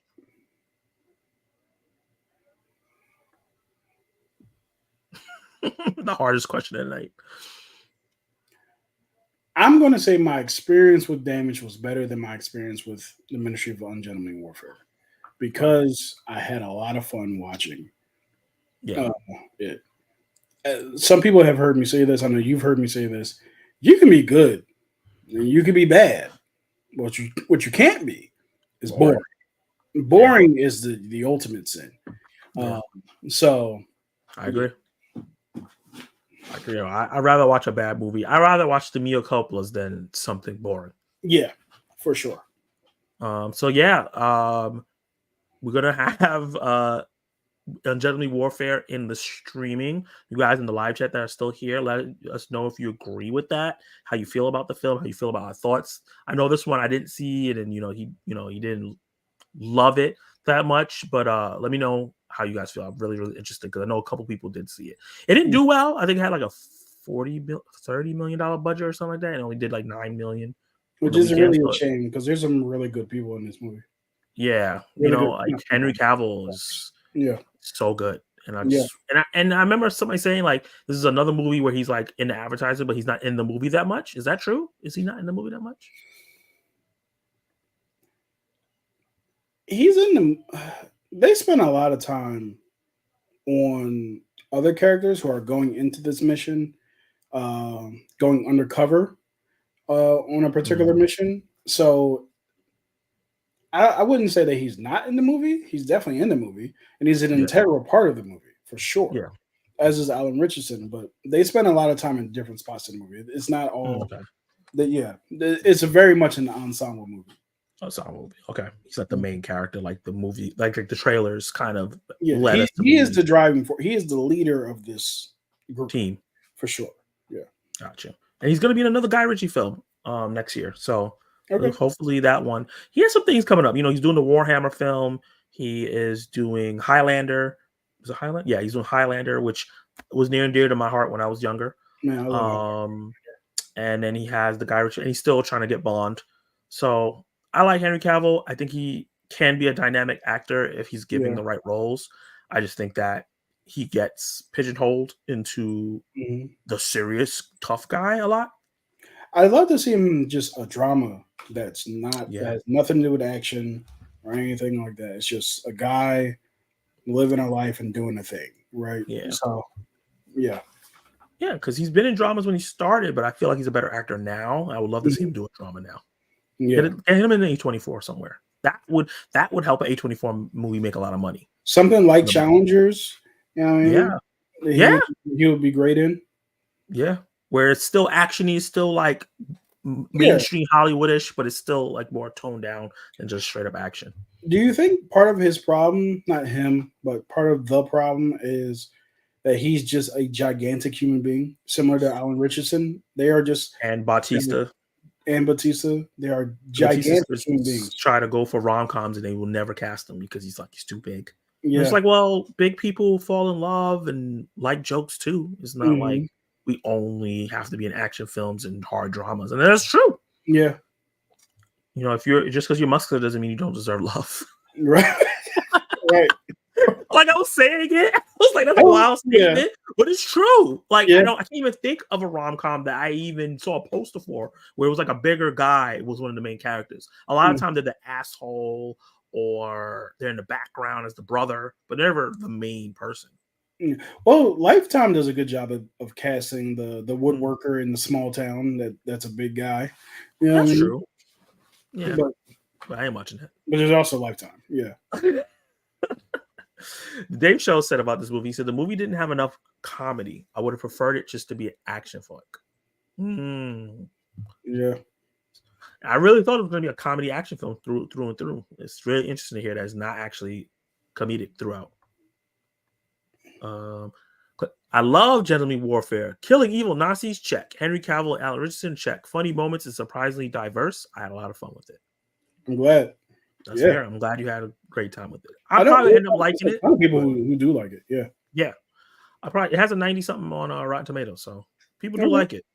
But I've heard mixed things about it as well. Yeah. Henry Cavill is Jason Voorhees. I would like to see Henry Cavill do a horror film. Yeah, for sure. He's a big dude. Yeah, that's perfect. Or even if they don't do Jason Voorhees, give him like an original character that he can stamp on, you know? Yeah. So he doesn't have to worry about comparing himself to the other Friday 13 films. Mm-hmm. Glenn Powell is a biggish guy. He's tall, but I don't see him as... Yeah. Like, I see him playing Green Lantern, not... Yeah, he's fit. Superman. Yeah, he's in good shape, for sure. Yeah. I don't know, big guy is how I would describe him. Glenn Powell as Cyclops would be awesome. I agree. Yeah. I agree. I think Austin Butler could do a Wolverine. I don't think so. I just think because of what's his name? Fayad Rod in Doom Part 2. Yeah. And the intensity he had there and everything he did there. I think he could really take on like a Canadian accent because he's good with accents. And I think he could No, I think that he's a good performer. He could perform any role. Yeah. He's just not big enough, like wide enough. He doesn't look anything like a Wolverine. He's probably just gonna have to bulk up like any Wolverine actor is gonna have to. Mm-hmm.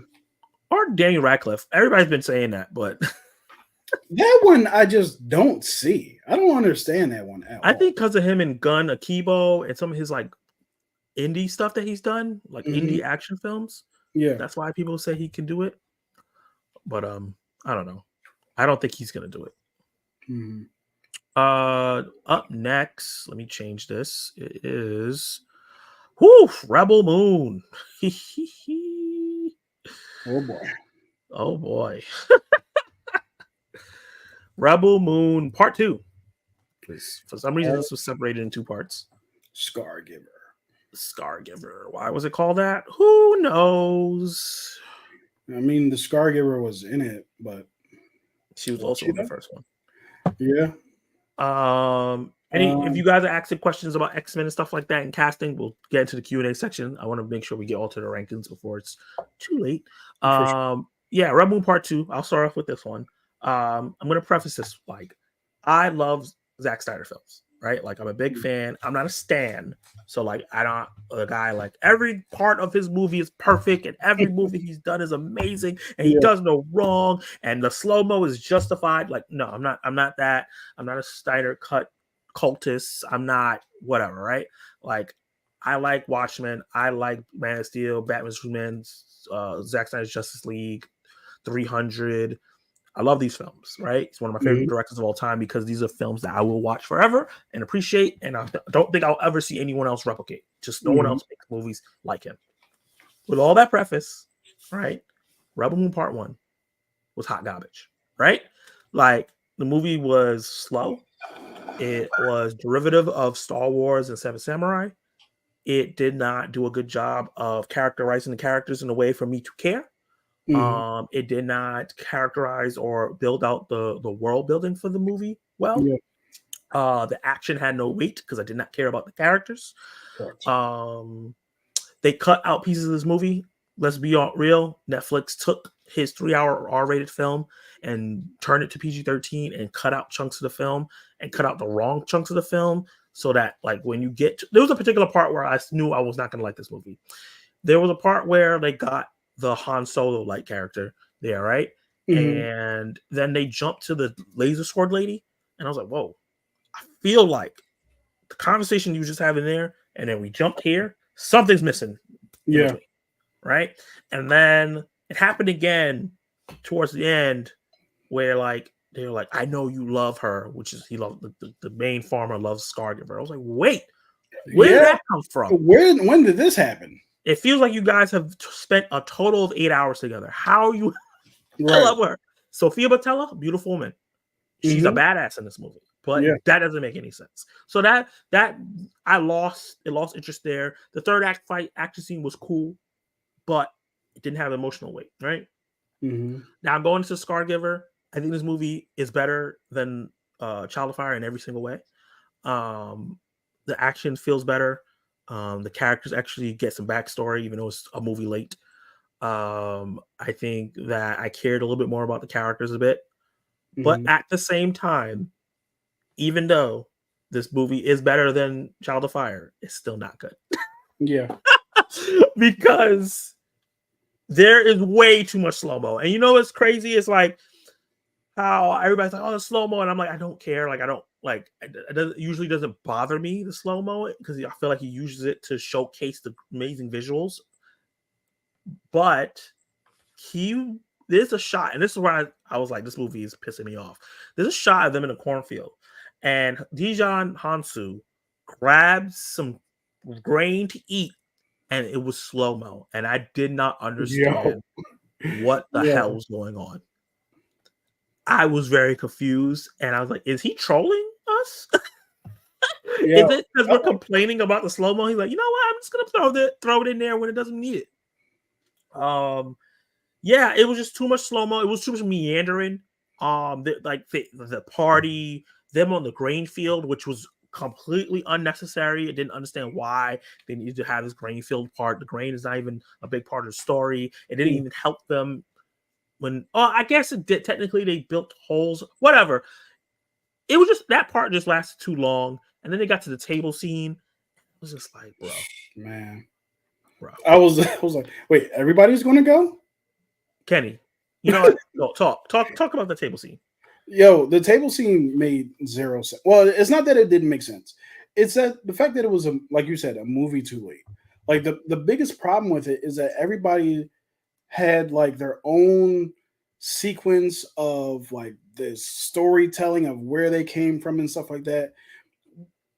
The way that you do that properly is, and I'm not trying to compare, not everything needs to be MCU and Marvel, whatever. But the way that the Guardians of the Galaxy did that, where they told you throughout the story who everybody was and where they came from, and they did it through their actions, right? So even when Rocket was like, yeah, I'm a super genius computer, I can invent anything, he's doing that while he's hot wiring the ship to escape the prison. Like, he's doing something with it, right? Yeah. So, look, man, so a lot of it is like, it's exposition on top of exposition on top of exposition. And I think there's like 6 to 8 people on this team, and every single one of them gets a turn to talk at this table about it. And the thing that's weird to me, and maybe this is an editing thing and this isn't how it actually would have went, but it's the fact that if this was supposed to be 2 like extended editions or 2 like 3-hour films or whatever it was supposed to be, or 1 full 3-hour film, right? Yeah. If the point in which this happens in this movie is the point in where it's supposed to happen in the 3 hour version, that's far too late for you to tell me who these people are. And a big part of it for me was, like you said, like the action was good at the end of this movie. I honestly couldn't tell you because I stopped caring. I literally like, wait, what are they doing? Why? Wait, she got on the ship. What's she doing on the ship? Like, there's this thing where I know, like me, and you have different opinions on this human, but like John Campea, like he says this thing where it's like, you can have great action, but if I don't care about these characters, it's just visual noise. You're just doing stuff, right? I agree. And that's exactly how I feel about this. Like, if you got a bunch of, it's like the Transformers movies to an extent. It's like you guys are transforming and doing a bunch of stuff. I don't care about nothing that's happening right now. You guys are just doing stuff, right? So yeah, so there's no connection to those characters, and like you said, there's clearly some cutout stuff in both of these movies. I mean, like if you think about the fact that Charlie Hunnam was in the first movie, and wasn't in this movie for obvious reasons because he died in the first one.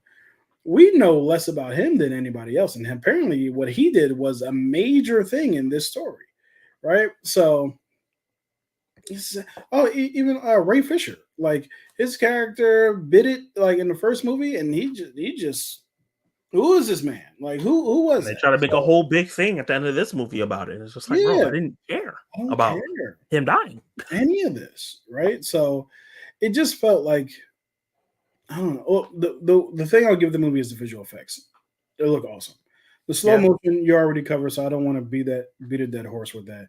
But the slow motion grain, it was like, hey man, hey, if you're trying to beat the allegations, you didn't. Like, you didn't. So I do not like this movie. And there's rarely a movie I like so little that I just won't even review it. I did not want to waste my time like talking about this movie. Because what was I going to say? It's horrible. It's not good. I could have said all the things I just said, but I would have had to spend time editing it and finding clips and doing all the editing things that you have to do to put out a video. That's that 3-4 hours that takes to make one video. That's you. It takes me 6 to 8, and your stuff looks way better than mine. So it's like I don't know how you. I have no idea how you get stuff out so fast. I think it's my ADHD that's like I'm just distracted by other things, but that's not what this stream is about. Yeah. Rebel Moon Part 2. Before we get to the comments, let's rank this back. You know what? Wait, and the setup at the end for the Part 3? Y'all setting up something I don't even care about. Nah. Like, what are you talking right now? Close this. We're gonna fight until we find her. No, leave her unfound. Right, like she's gone. Leave it alone. I do not care. And Djimon Hounsou coming in at the end is like, I don't know. We probably shouldn't do spoilers, but yeah, I won't do a spoiler. But him holding that information until the end is kind of like, well, you knew this the whole time. You didn't tell Scargiver, like, why would you like she over here with the trauma, and you just have this information, and if y'all so happen to survive this mission, that's when you okay. Anyway, so. We forgot about the cool ass robot that they didn't give us any information. They did nothing with the robot. One of the coolest sci-fi robots I've ever seen. His action sequences were cool as hell. Yeah, nothing. This is my biggest problem with these movies. Mm-hmm. Together, Part 1, Part 2, together, has the potential to make a good sci-fi epic film.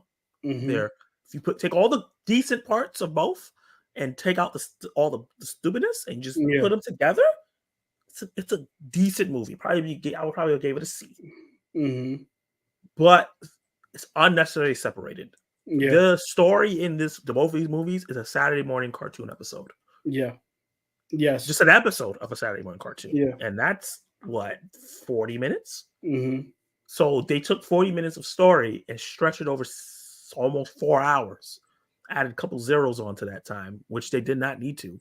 Yeah. And it's just confounding. Like like I said, I even like Army of Dead from Zack I Snyder. like Army of Dead. I like that movie a lot. I liked it a lot, and then I'm waiting for the sequel. I didn't watch Army of Thieves. That's fine. I'll get to it eventually. It was a prequel. Yeah, I just wasn't interested. Yeah, I was like, I don't want to see the non-zombie stuff. Yeah. But like I said, I really love almost every Sucker Punch. I like a lot too, but these are some duds. And they say every, him being a great director is different because a lot of people don't think he's a great director. But every great director has movies that ends up being duds. Yeah, agreed. And unfortunately, these are going to be his too. Hopefully, the extended edition is better. I'm going to watch the first one. If it's trash, I'm just never going to watch any Rebel Moon stuff from him ever again. I'll just move on to whatever he's doing next because he's doing an animated movie later in the year. I'll jump to that. The fact that he said, I'm trying to do 6 of these, I was like, boy, if you don't go home. What did the kid say? Delulu? He's Delulu. You think Netflix is going to give you another $180 to make? What's crazy is if you do 6 more, right? You have 2 regular, 2 extended, right? If you're going by that track, you'll end up with 4 more regular, 4 more extended, which would end up with 10 different Rebel Moon movies. I would rather perish. Damn, I didn't expect that deep. Perish. Damn. I think Netflix will learn their lesson because I think they artificially try to make a Snyder Cut situation with this whole extended cut thing. I think they will learn their lesson and they will not, if they do continue making these movies, because the first Rebel Moon was in their top 10 since it released up until Rebel Moon Part 2. So that's kind of impressive. People are watching it, and we know people who like this movie. Yeah. Friend of the channel, both our channels, DJ Family and Nerds, loves this film. Yeah. One of his favorite films of the year. Mm-hmm. So there's people out there that love this movie. Yeah. We here and probably in the chat are just a couple of people that don't. People are watching his films. Mm-hmm. But yeah. What are you ranking this, man? Skip. Yeah. I can't even say it's worth checking out. There's nothing here. I'm just gonna keep it in the skip. Rebel Moon Part 2, Scargiver. It's a definite skip. You do not need to watch this movie. As we always say, see for yourself. If you feel like you want to watch it, check it out, get your own opinion. My motto is spices the variety. The spice of life is variety. Correct. You gotta have variety in your life. Just because we say we don't like it and we think it's trash, just like DJ, you might feel different and think it's awesome. So let's see what the live chat has to say.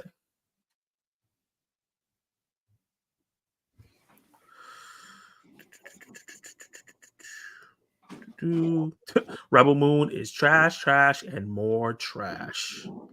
Mid giver. That's hilarious. I think it's worse than mid though. Mid means like you're just average or whatever. Yeah. This is below average in storytelling. Yeah. The only Zack Snyder movie I like is 300 and 300 sequel. That's fair. I actually like 300 quite a bit. Yeah, 300 is great. And Man of Steel. I love that movie. I love Man of Steel. Yeah. They should just made it a series instead of a movie. Nah. No. You want slow motion for 8 episodes? Yeah, no. So Zach, have you watched Return of the King? No. It's gonna get there. I'm gonna get there. I'm not trying to join the bandwagon, but I can't get into Rebel Moon Part 2. I haven't finished it or care about it for the moment. I think it's a bad idea splitting it into 2 parts, especially spaced so far apart. I agree about that, especially since the fact that they released it, they waited all this time for the second part to come out. They really thought they had a hit. They must have really thought they had a hit on their hands. Yeah. They spaced it so far apart. I watched the first 2/3 of this movie. I got to like the final action sequence and started it, and I stopped for something. And it took me so long to just go. It's not even that it was bad at that point because the action was cool. It was just I didn't care, like you said, about caring. I don't care about what happens to any of these people. I don't care about what happens to friends. And if I watched it with friends, and I was the one responsible for streaming it. If I wasn't responsible, I would not have finished this movie in one sitting the way I did. Yeah, I just didn't. So I understand why you haven't finished it because it's just like, why? Why do I care? And you know what pisses me off too? The fact that, like I was saying, this would be a great movie. There's so much cool story potential here that could set this movie apart from other sci-fi films that they just don't capitalize on. Mm-hmm. And even if the 3-hour cut explores things, I just still don't think Zack Snyder is going to make it the way I'm saying it could be explored. So, like A Kids from said, show, don't tell. That's my rule when I watch movies. Correct. I think there is a lot of films that you don't do it all the time, but for the most important information, you need to show. You don't tell us that this person's a badass. You don't tell us about this regime. You don't tell us about this and that. Show us. Yep. So let's get the characters in front of these other characters. Not everything can be in flashbacks. That's not good. It makes the current stuff not feel important. It's like, no, take me back to when these flashbacks happened. That should have been the movie, not this. Correct. Yeah. After checking my phone for the 5th time, I was like, all right, we'll try this again sometime later, big fella. Oh, man. I totally get it. Rebel Moon, what are you talking about? I don't know anything about that. It's fair. With the way you're talking about Rebel Moon, I will probably never check it out. I'd rather watch Return of the King 2 times than watch that. Woof, that's a lot. Also, Return of the King is great, and you really should get on it. I'm gonna check it out. I'm not a fan of Zack Snyder movies. That's fair. Yeah. There's a lot of people that's like that. Mm-hmm. Oh, Man of Steel also. I forgot to add that he directed that. Yeah, man. Yeah, I love Zack Snyder all over that film. Yeah. All right. Next film in release order, I believe, is this is the one that I didn't see, but you saw. Boy Kills World. I'm going to get a lot of heat for this. I hated this movie. I absolutely hated it. The movie essentially is about a young man who is trained by someone who wants to get a revenge on this family who's it's not the same in any way, shape, or form, but it's kind of like a Hunger Games kind of situation where there's people who are on top and there are people who are below. There's no districts or anything like that. There's people who are on top and people who are below in the slums. Yeah, and like what they do is every year actually they pick out 3 or 4 enemies of the monarch and they execute them in front of everybody, and it's called like a reaping day or something of that nature. And our main character, his family is picked this one time, and his entire family is killed and he escapes or something, blah blah blah blah blah. Spoilers, I'm not trying to give it away. So he escapes. He's trained by this other gentleman who does not like this kingdom. And essentially, you find out that he's deaf and mute because of things that have happened to him. And this is not a spoiler. It's literally part of the trailer. And because of that, when he would play video games with his sister, the voice inside of his head is the same as like a Street Fighter type of voice, right? Yeah. That got annoying real quick. Yeah, I was like, please make it stop. I don't want, like, it's fun for like the first 5 minutes of the movie, and you're kind of like, what the hell's happening? But once you get into it, it's just like every single thing is in that voice, and it's just really annoying. And I realized the person who does the audible, like the narration for those fighting games, I don't want to talk to them for 2 hours. That's mean, but that's not what I mean. But you know, I don't want to hear them narrate a bunch of different things for 2 hours. So while there's like, it's fun to be had, there's some good fighting scenes in this movie. For the most part, I just felt like this movie was a mess. It became like just cartoonishly bad at points.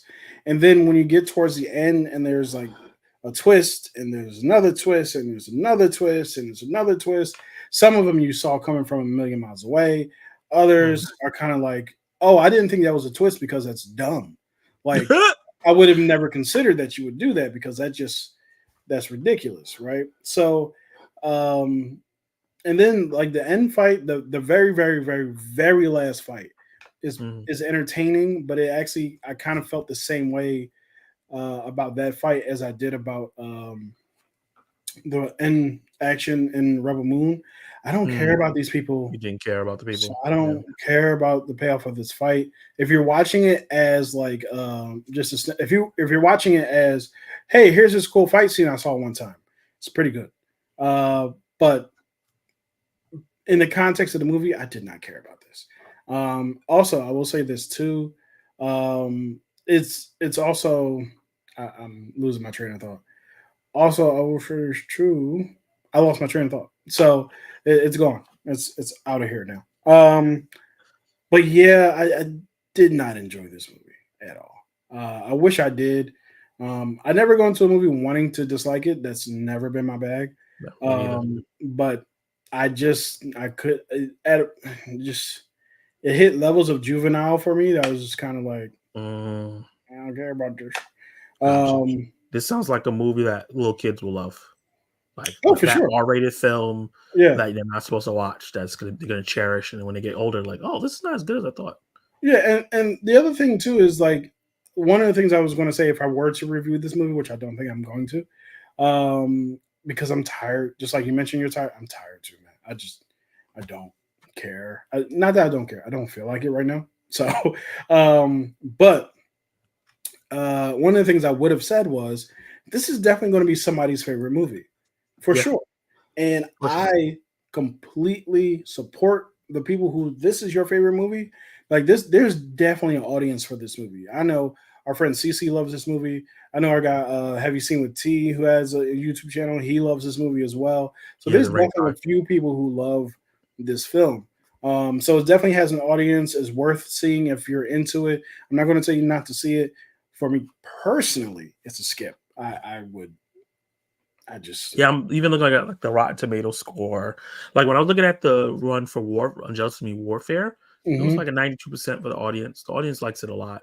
The critics have like at 71%, so a lot don't like them, but didn't like it that much. Yeah. With the Boy Kills World, it's like at 68% for both. Mm, So the audience and the critics are almost on par, and a lot of it is like people are like, I like this, but there wasn't enough. Like I couldn't connect to the characters, the fact that he couldn't talk, and stuff like that. Some people said the voice over got a little bit redundant. it did. Somebody said it was tonally broken, and the comedy went on for too long. It Yeah. deflates levity because it's just too much of it. Yeah. The action outside the story, and some people's like, I love John Benjamin's narration. This is what I came for. So like, there's a mixture of things. It seems like what you came to see is why you love the film, Mm, and it seems like some people ignored certain parts if they loved it, and some people who like didn't appreciate other parts because they didn't like certain parts of it. So definitely interested in checking this out when it comes out. It's another yeah. film. I've been missing a lot of action films. Like I didn't see Beekeeper, and now I haven't seen Unjust Warfare, and I haven't seen this. So I definitely want to check these movies out because I do like action movies, and they all seem like Same. they have some type of comedy to it. But nothing in the trailer for this movie gripped me to be like, I didn't see it. It's like, oh, that's a different, interesting idea with him being mute, but then having his thoughts be the Street Fighter guy. Mhm. And this seems interesting, but it seems like a bunch of ideas like thrown at the wall, but nothing Yeah. was connecting it that made me go like, I want to see that in theaters. I remember talking about it, like, not like talking about it, but there was like a brief conversation we had about it in a group that we're a part of, Mm, and I was like, honestly, I'm not interested in this movie at all. yeah, But I that remember to me doesn't mean that I can't be turned around on it. But it was just kind of when I saw the trailer, I was like, I don't think I'm going to like that movie, and I didn't. So that. You're right. yeah. So we're gonna keep Boys Kills World at a skip. I haven't Mhm. seen the movie, so I can't fight for it to go higher. Mhm. But Kenny saw it and he did not like it. You know what I'm gonna say though, because there's different people who, in the chat, you guys matter too. Let's Mhm. end this last poll. End the poll. So is Abigail better than Civil War? 80% said yes. 20% said no. So Abigail actually goes out and beats Civil War as I expected. So let me move it right now. We're not gonna do Monkey Man though. You're not putting Abigail over Monkey Man. That's over my dead body. Mhm. Uh but loophole for the YouTube chat. Start poll. Is Boy Kills World skip streaming matinee or full price.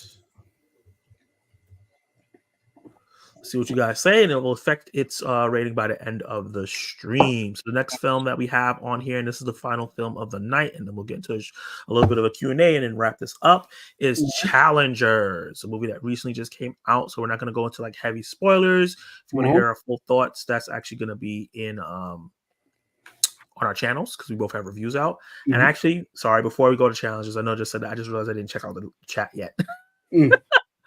Let me get to the chat first. One. Sorry. Let's see. Moon. The way you're talking about Rebel Moon. Boy Kills World didn't look so too appealing to me. Okay. I love the Street Fighter voice acting, but I can totally see it being annoying. The fight scenes were awesome, made me laugh. I had fun. CC loves having fun, man. You can make her have fun. Yeah. What would you rate it out of 5, CC? I thought Civil War was okay. I just thought it was going to be something different, but it wasn't. That's fair. I think a lot of people went into the movie thinking it was going to be something else, and it wasn't. I'm going to talk about that later. Is it just me, or does it feel like we're not getting good movies this year so far? I personally don't agree, but I can see that. I don't agree. We are getting good movies. I just feel like we're not getting as many great movies as we got. Yeah, the start of last year was stronger than the start of this year. Super strong. You know what I mean? Like Megan versus Imaginary. Like Megan's superior movie to Imaginary. Yeah. You know what I mean? That just kind of tells you, like, obviously we didn't get an all-timer like Doom Part 2 last year this early on, but that doesn't like uphold the whole thing. You know, but we also got Monkey Man. Like, so it's starting to come in. I've seen a lot of great movies, but the thing is, you are in a different country, so I don't know what your release slate is. Sometimes you get things a month or two after we do. Yeah. But just to talk about it, since we're on it, some of the great movies that I've seen is Doom Part 2, Monkey Man. We're about to talk Challengers soon. Challengers. 100 Beavers, which is a movie I highly recommend. It's weird. I never heard of it. Yeah, it's very, very weird. It came out in January. It's very unserious. It's very ambitious, lo-fi. I don't think lo-fi is the right word. Low budget, but like low budget in the way that they did it on purpose. I thought it was it's a little too long, but overall I think it's a fantastic film. Sometimes I think about Dying, Love Lies Bleeding, which is a film both of me and you love. I love it. Civil Wars, which I like. Origin, which is a film I suggest everyone watch because yes, very eye-opening to a lot of topics in the world and really made change my mind how I kind of tackle things. And that's just like my top 8. And then I have other stuff that I thought was great, like Late Night and the Devil I saw recently. I love Roadhouse, Damsel, Snack Shack, Mean Girls. Mean Girls was fun. It was so fun. The Book of Clarence. You know what I mean? So like there's some really good films that came out. You know? Like the Movie Man followed you on Letterboxd. Hey, thank you, bud. True, there was definitely something missing from it. A few tweaks could have made this one of my favorite movies ever, but it just wasn't there. Yeah. I can see that. There's a lot of movies that it's like influence from Hunger Games in this movie, which isn't a bad thing. Influence is not a bad thing, but I'm just saying.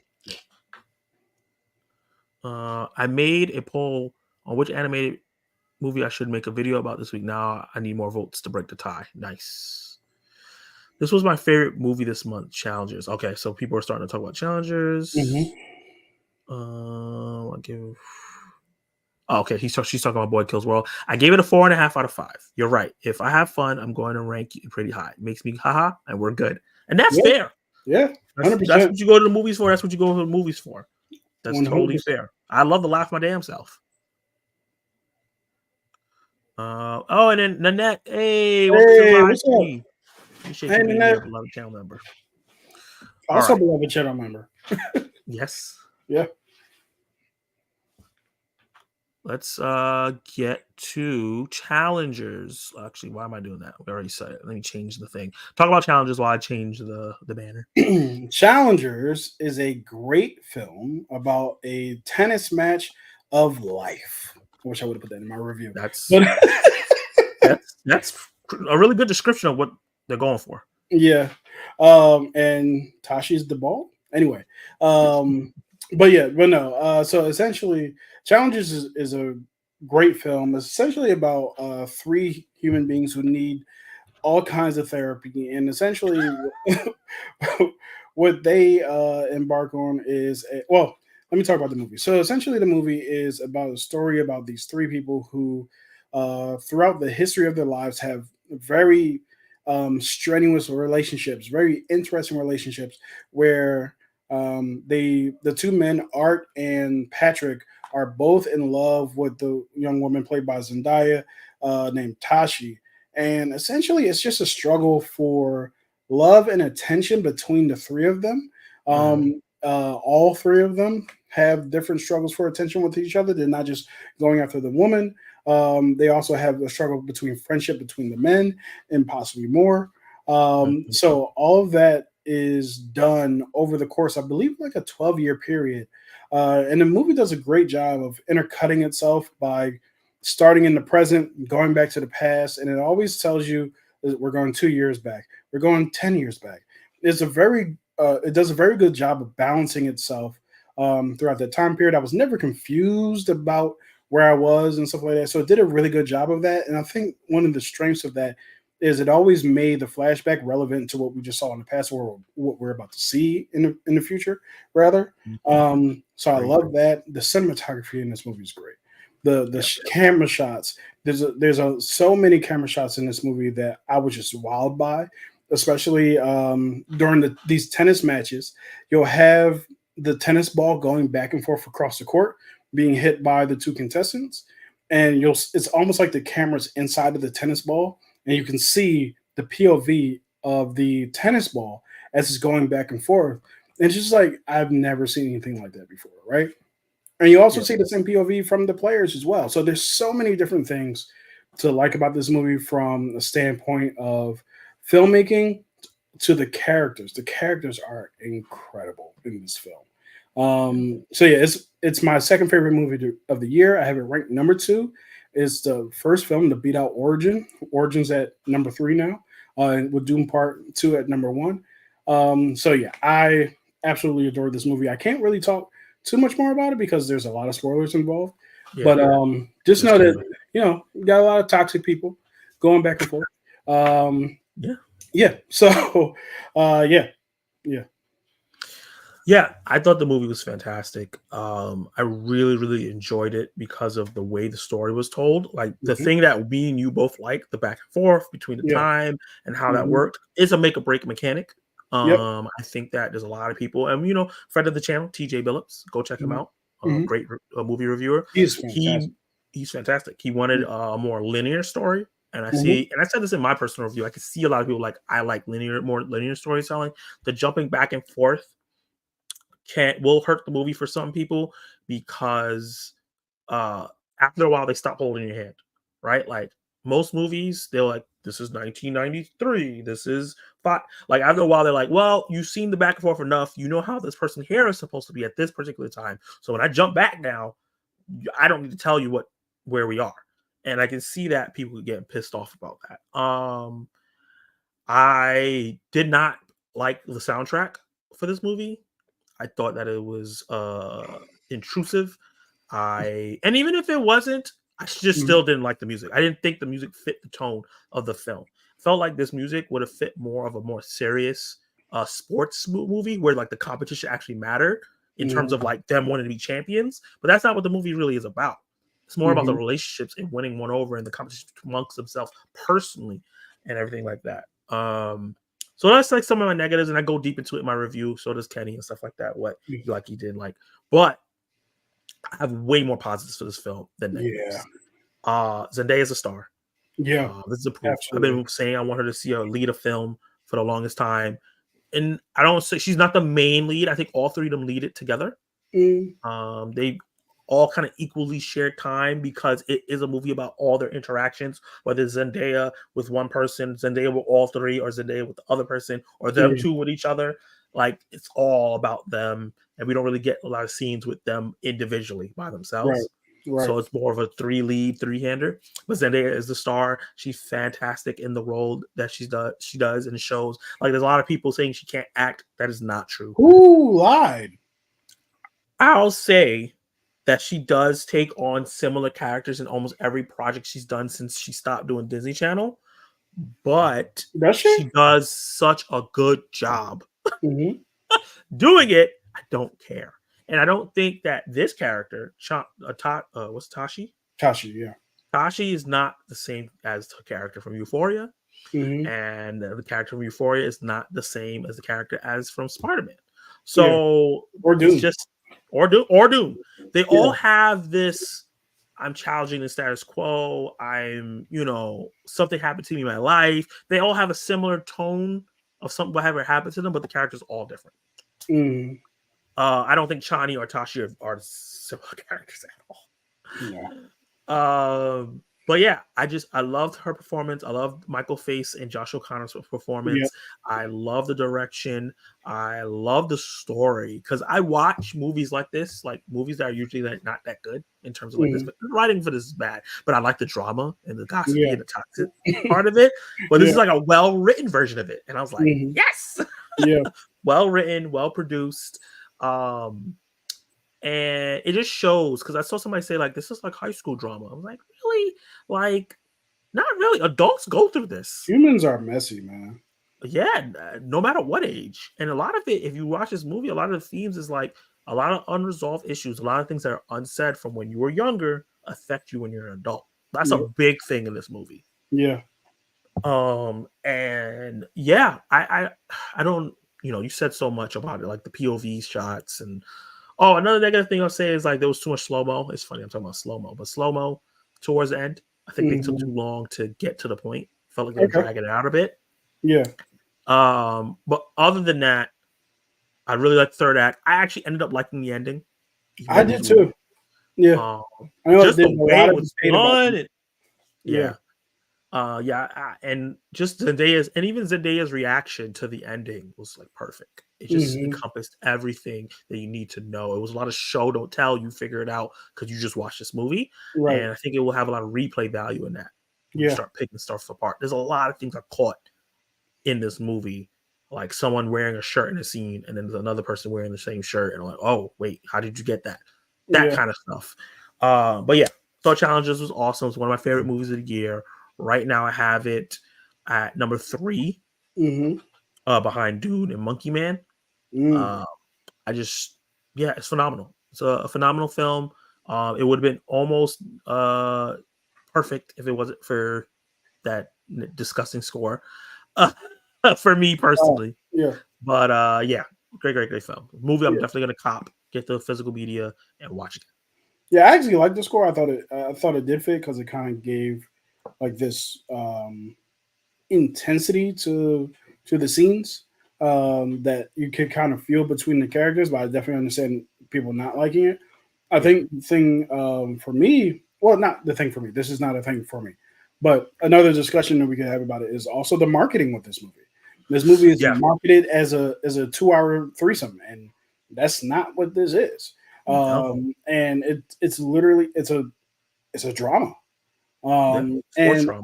I don't like the way that they marketed it because I feel like they used Zendaya's sex appeal to sell the movie, and I would have much rather her acting ability and her ability to act, which is the same thing, to sell the movie, and the characters and stuff like that. They used every different type of sexual innuendo to sell this movie. Even like, oh, it's sexy, it's spicy, it's all this, and there's sexy parts to it and stuff like that. There's a trailer that says this is the sexiest movie ever. I'm like, whoa, no, it's not. It's really not. It's not.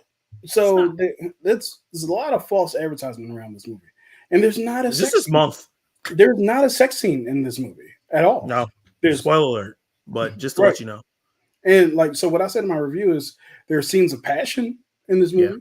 There's no sex scenes in this movie. There's sexy scenes. So sexy scenes, right? So I just kind of felt like, and that has nothing to do with what the movie ended up being, but which was great in my opinion. But yeah, that type of stuff is like, I don't want to call it sleazy, but it felt sleazy. It felt like someone was like, you know how we going to sell this movie? Zendaya's body. Zendaya with 2 men. How would you guys like to see that? And it was kind of like, guys, don't do that. Yeah, so Not what this movie's about. it's not what this movie's about at all. Yeah.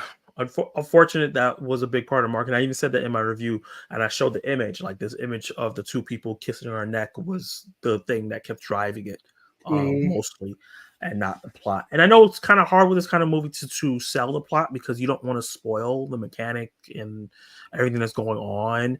It's hard. It's hard to market movies, man, for what they are and get people to sit down and watch it because sex is a huge part of this movie. It's just not the selling point. Right. It's not what this movie's about. It's not what it's about. Yeah. So I definitely do. Yeah. So yeah, almost every single movie here that we watched, except probably like First Omen, has been marketed bad. Oh, marketed badly. Yeah. Yeah, it's just marketed badly. I think if you think about Civil War, you think about Monkey Man, you think about Ungentleman Warfare, Rebel Moon, Boys. You know what I mean? Like if you look, I will say that Boy Kills World marketed itself well because it is exactly what it told you it's going to be. Oh, okay. Yeah. So we'll minus that and First Omen. Yeah. But the rest of them, and then maybe some other movies because I didn't see everything. You know, we both didn't see everything that came out this month. It's a lot of movies every month. So yeah. Before we get to see what people were saying in the live chat, where are you putting this? Where are you putting this first? Let's see where we move it around. I'm putting this on IMAX. Yeah, you know what? Like, I don't think it's better than Monkey Man, but I would put this in the IMAX range because I think it's worth seeing because of those tennis matches. Yeah. And it's also shot for IMAX. Yeah, what you gonna say? No, I was agreeing. Yeah. So I definitely agree with you in IMAX. I think that it's worth if you can afford it, because I know everyone can't afford IMAX. It is expensive. Then I would go see it. So that was the end of us ranking. That's all the movies we saw. Yep. We're going to get into the comments that you had about challengers. I'm going to get into some of the comments that wasn't about the ranking, and then we'll open questions to Q&A for a couple minutes, and then we'll wrap it up. Yeah, sounds good. Let's see where it was. 4 out of 5. I remember saying that. Nanette said, "Hello, everyone." Hey. So I will finally get to see Book of Clarence when it drops on Netflix next week. I'm very, very curious to hear your thoughts on that. Yeah, that should be good. I just watched Last Night with the Devil yesterday. How did you like it? I love that movie. I saw it this month, but it didn't come out this month, so I couldn't put it there. That would have been full price. I don't know if I love it. I like it a lot, I should say. Yeah, I don't know. I think maybe on a second watch, I love it, but I really appreciate it. Oh, yeah. It's different. Oh, yeah. Yeah. I was impressed with challenges. I really walked in thinking it would be boring, but no. Cinematography was yes. Acting, yes. The music, yes. That was my favorite part. I'm really happy it worked for you. Yeah. I'm glad you had fun with it. Yeah. I had a ball with it too. Jason Saban, what's up? Hey, what's up, Jay? What's up, guys? April had some great movies. Seriously, I need to catch up most of them, but I'm glad cinema and creative and new stories are being loved. Yes, that's a big thing. If you look at this list, I don't know there's some creative. I think Civil War is a creative film. I think that even if you don't like it, it's still creative. I think that Challengers is a creative film. I think Abigail is a creative film, that takes parts from other things. Even something like Boy Kills World, which has pieces of other things. I think the idea of all those things together is creative. So there's movies that are coming out all the time that are very creative. So this whole like Hollywood doesn't think it. No, it's not that. You're not going to support the unique film. Yeah, I'm so tired of the Hollywood only sell sequels and big blockbusters and blah blah blah. That's just not true. I mean, no sequels came out this month. Is that true? That's what's up. I feel like we saw most of the movies. Oh well, Rebel Moon, but that didn't come out in theaters. Oh yeah. That's true. I'm counting like in theaters. No sequels. Yeah, I guess First Omen's a prequel, but it still feels like it could be. This movie could have came out, and it didn't have to be tied to anything. Yeah. Yeah, I was gonna say like I've seen 37 movies this year, 37 2024 movies this year. Yeah. Most of them are unique and not. They're all creative. Even the bad ones are creative. Yeah, I've seen 38, and most of them are not sequels. Mm-hmm. I wasn't hyped to see Challenges, but hearing so much positive reviews of it, really, I want to see it now. Yeah. Yeah, I think that the marketing also turned off some people. Like, while it also brought some people in because of the spice, some people thought it was going to just be a sleazy movie and didn't want to go see it. So I think it was a catch-22 with that. Yep. Yeah, I didn't like the soundtrack. It was very disruptive and difficult to understand what they were saying at times. I love the story in this movie and the character development Zendaya. Yeah, I agree. Yeah. Mm-hmm. I'm not sure I want to see this movie. I didn't enjoy movies that are. I don't enjoy movies that are dramatic. Oh, really? Well, you are the Rose Horror Nightmare, so you love horror. Yeah, so I get that. Yeah, this is a sports drama. So I can. If you don't really like dramas, then you're probably not gonna like this. And Zendaya was hot as hell in this movie. Look, that's not in it. Yeah, I've always said that. I always thought Zendaya was cute, never really hot. But goddamn, Luca Guadagnino, you know how to make her look hot. Yeah, she was impressive to look at. Yeah, he's like, I have to say it. My Right. wife's in the next room. I have to say it this way. How do you guys feel about Craven being moved to December 13th? Not trying to compete now, trying to compete with Sonic 3 and the Lion King. Wait, Lion King? There's a Lion King coming out? Oh yeah. So yeah, Scar. the Mufasa movie. Oh, Mufasa. I thought it was Scar. Okay, that's Craven not got moved a to good December spot for that movie. It's gonna be at max third place. Yeah. Most likely it's gonna be Mufasa, Sonic, than this. I feel like Sonic. It all depends on the trailer for Mufasa.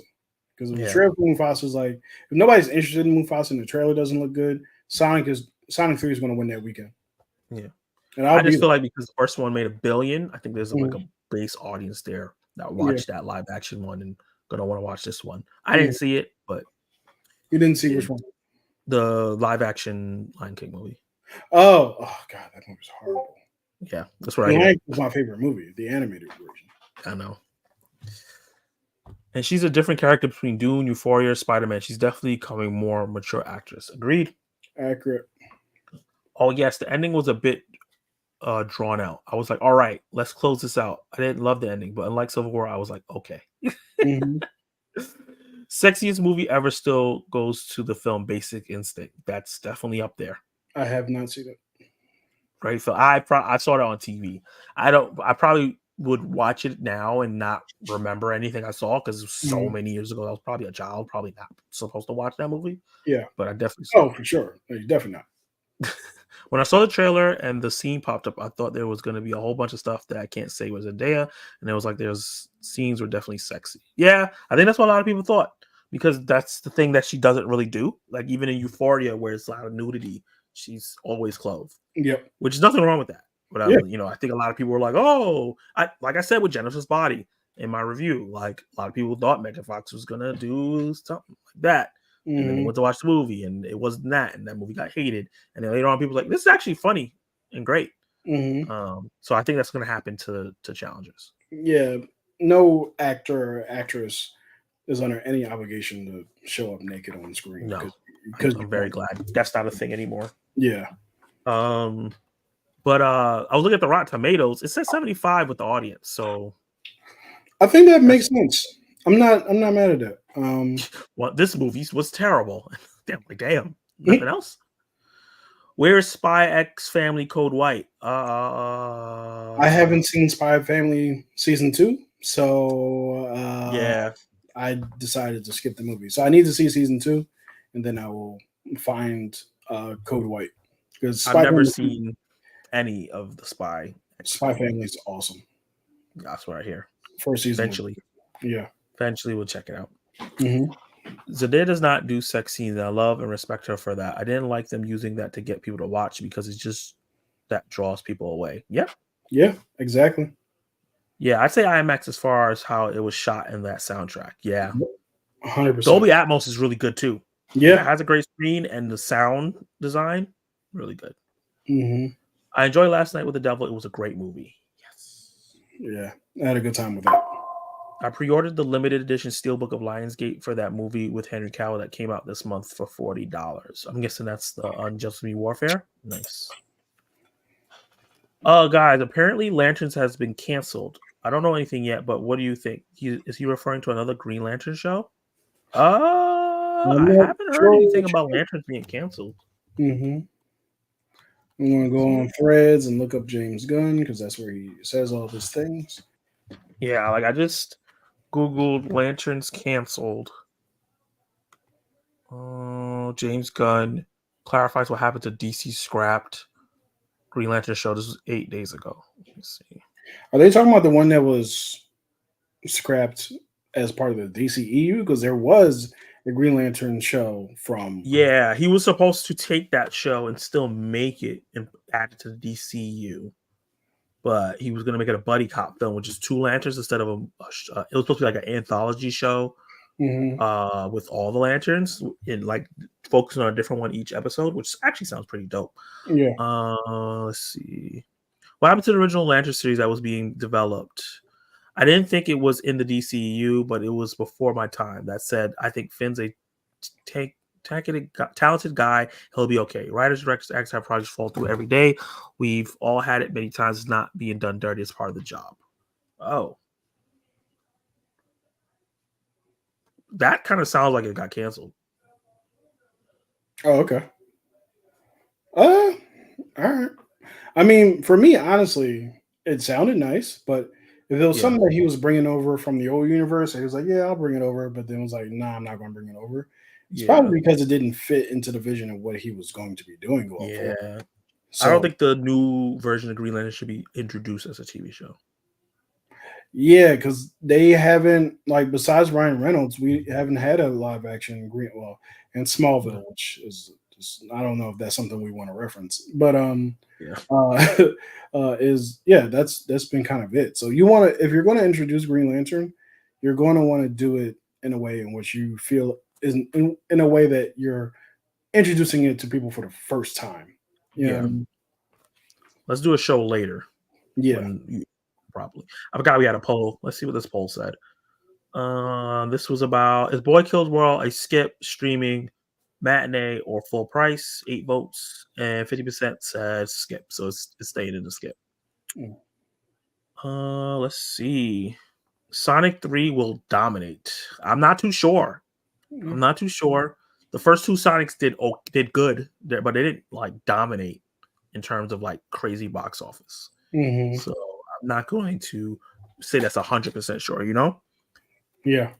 Has opportunity to do it, but like I said, Disney would doing a Lion King movie, like these live action films, other than Little Mermaid, make money.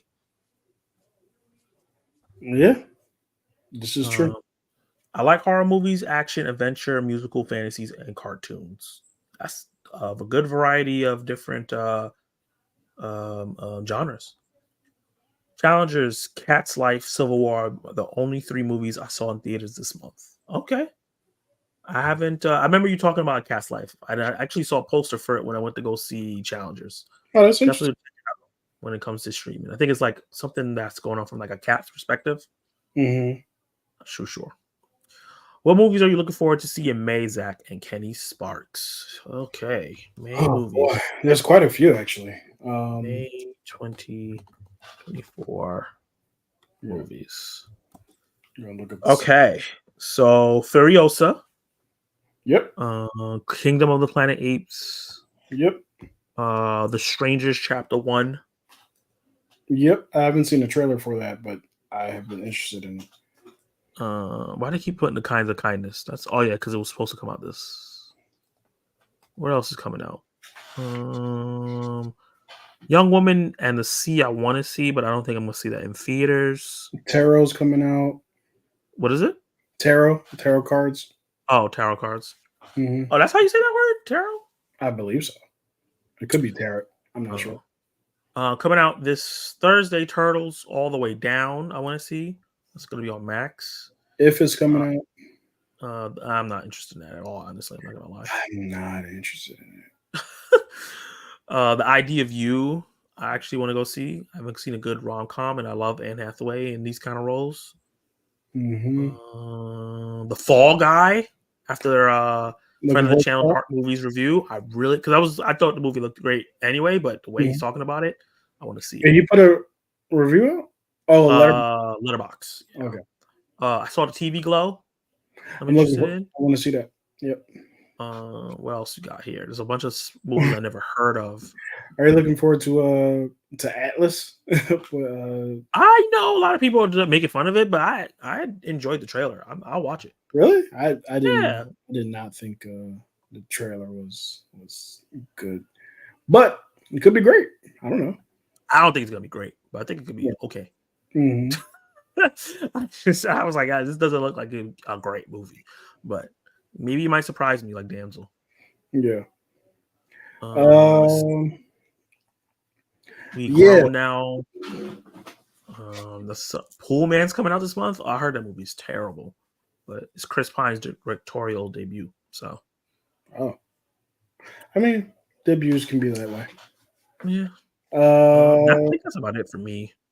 Yeah, that's it for me too. That's a lot. Yeah.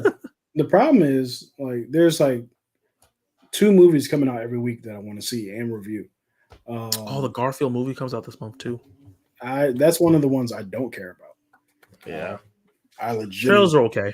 Yeah. My most anticipated film for this month is Hitman, which Hitman? Yeah, it's Glenn Powell, Richard Linklater, Adriana Arjona, Jason Bateman. Have you seen the trailer for it? I don't think so.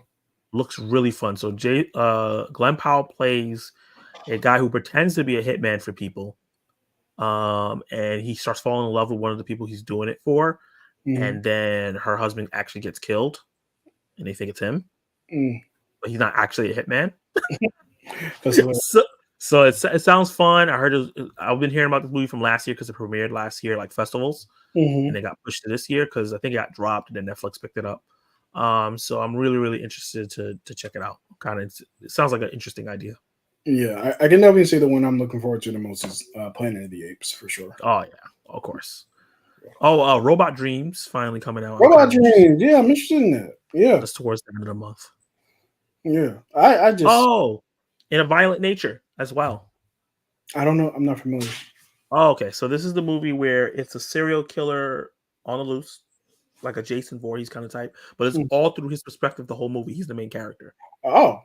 So you see him stalking, you see him coming up to the people. Like normally when you see like a horror movie with a killer, it'll be like the girls on the beach or in the woods laying on a blanket. And then you see the killer in the background. You're like, run! And she turns around and sees them. But the killer is like literally looking at him and walking. You see the girl turn around and start screaming and running. And he's chasing her. And then you get to see what he does in between the kills too. Wow. I found that like an interesting concept. I'm interested. I'm gonna get to your comments, but I'm gonna jump real quick because the net gave me a super chat. I really appreciate you guys. Oh my god, every time, too generous. Definitely gonna look out for your shout out on Wednesday. Have you seen the trailer for the new M Night? Yes, I did. I didn't get to react to it.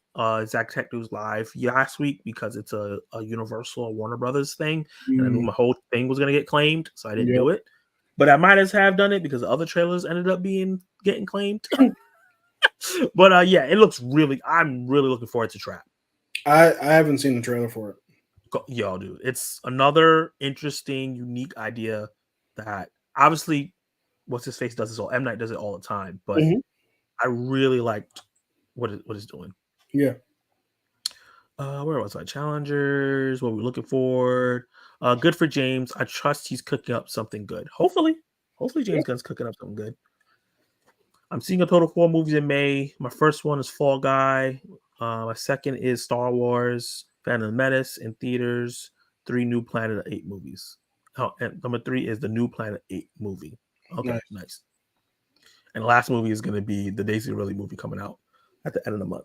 Yeah, The Woman in the Sea. It looks interesting. Yeah. Other than Aliens and Borderlands, what else is coming out in August? Probably stuff that hasn't been announced yet. Yeah. We probably won't be able to go through all the August right now. Yeah. Have you guys been watching more movies or TV shows this year? Movies. Movies for sure. I've been trying to Yeah, watch TV show. I am watching this really good TV show called Baby Reindeer, which is I've been hearing so many absolutely good things about that. creepy. Oh, it's my perfect TV show, Give Zach. me the non-spoiler synopsis. Um, young man, uh, young man who's a comedian is trying to figure out his life when all of a sudden a stalker walks into his life, and now he has to wrestle between whether or not to turn the stalker in or have empathy for this person and try to like take care of her. It's very difficult to Mm. explain just because I've never seen someone make so many bad decisions in my entire life. Oh, boy, it's one of those. Yeah, Okay. so I and Zach, it's right up my alley. I think it's right up your alley. Okay. It's 7 episodes and Ooh. 30 minutes Hour apiece. each? Oh, 30 minutes? Minutes apiece. Oh, say less. That's why I'm going through it so fast. This is Yeah. why this is why I haven't gotten through Fallout and Yeah. Shogun, Yeah. and there's another show that I haven't gotten through because it's just I can't do Because they're these so long. hour-long episodes. Yeah, man, it's You know what hard. I can And do in an hour? yeah, they gotta. Well, Shogun was released weekly. I just missed it. I wish I didn't miss it. I wish Yeah, I I watched wish I wish I didn't fall behind on it, but it. Yeah, Fall Guys. Fallout should have been weekly. I don't understand why they did that. absolutely. I Um, think the fan base was there. yeah, Right now it for was good me, by all yeah, accounts. my I train watched show right now because I watch TV shows on the train. I don't watch them at home. Mhm. Because my train ride's like 45 minutes. So if it shows like 23 to 30 minutes, I can get in there. Mhm. I'm watching Scavenger's Reign, which is a show I highly recommend to Oh you. yeah, I watched the first episode of that on Yeah. HBO Max. Yeah, I think I'm up to the 5th episode, or I finished the 5th episode. Mhm. It like a lot of it is like exploration of this world and stuff like that. But that 5th episode, I was like, oh, okay. The drama and the shits is about to start. I got you. And it's Mhm. just a beautifully animated show, just very unique aliens that feel familiar but are different. I Yeah. really enjoying it a lot. It's one of the best sci-fi stuff I've seen in a long time. Mm. And what's a video game that you think would be a good as a TV show? Oh, so many. Yeah. So many. Um, I'm trying to think off the top of my head. This would cost a lot, and they're actually going to be doing it, I think. This is my favorite video game of all time, but Horizon Zero Dawn mm, would make a great show because there's so much lore and there's so much you can do. Because I would say expensive because making the robot dinosaurs would probably look expensive to do it right. But there's so much you can do so that you don't have to use them all the time that can make mhm. the show still engaging and interesting. Yeah. For me, I'm not entirely sure because I feel like my favorite video game of all time is Crash Bandicoot. Um, Mm, that could be a show, yeah, but it definitely can. probably better as like a movie that you watch in 2 hours, just like Sonic. Because I'm Or a watching cinema. Knuckles right now, and as much as I like both Sonic movies, and this humor is very similar, doing it over the course of 8 episodes, I'm just like, nah. If I'm sitting in the That's cool. theater and it's an hour and a half and I'm here for this, then yes. But Knuckles has been great. Rough. Yeah, I've only watched one episode, but it was, and that was 30 minutes, and that was difficult to get through. Wow. Yeah. Yeah, I everything I'm hearing about the show makes me not like I'm Mhm. not the biggest like Sonic fan in terms like I love Sonic, but I'm Yeah. not like I'm not into his lore. I haven't played all the games. Like there's people who are into Sonic, and I'm Mhm. not one of those people. So like I'm not rushing to watch Knuckles because everything I'm hearing about it, it's a lot of human characters. There's a lot of the stuff that you have issue like the Godzilla Transformers franchises. They're doing it with this. It's like, I Yeah. want to know. I want Knuckles. Like Right. everybody's like, oh, you can't do Knuckles for so long. I'm like, why not? Someone did tell me that it gets better around episode that you have to get through the first 4 episodes and then it starts to get really good. 4 episodes. Yeah. Oof, okay, I just I'll get to it that's a eventually. I lot. still got Harley Quinn show to watch. I still got Murders in the Building. Only Murders in the Building to watch. Mhm. House of Usher from last year. I am Um, seasons behind on Harley Quinn, and I really enjoy that show. I'm one season behind. I really want to get to it, and it got renewed, so I definitely want to check it out. So I'm pumped for Kingdom. Nice. How are you feeling about the summer lineup? Strong, weak, mid, or okay? I think the summer lineup so far is okay. I'm not gonna give it a great because there's a chance for some of these movies to disappoint us. Mm-hmm. I think it's anchored by Deadpool and Wolverine. Yeah. I gotta really check out what's coming out week to week. The summer movie season starts officially at the end of May, so we'll see. Mm-hmm. Yeah, I'm just kind of.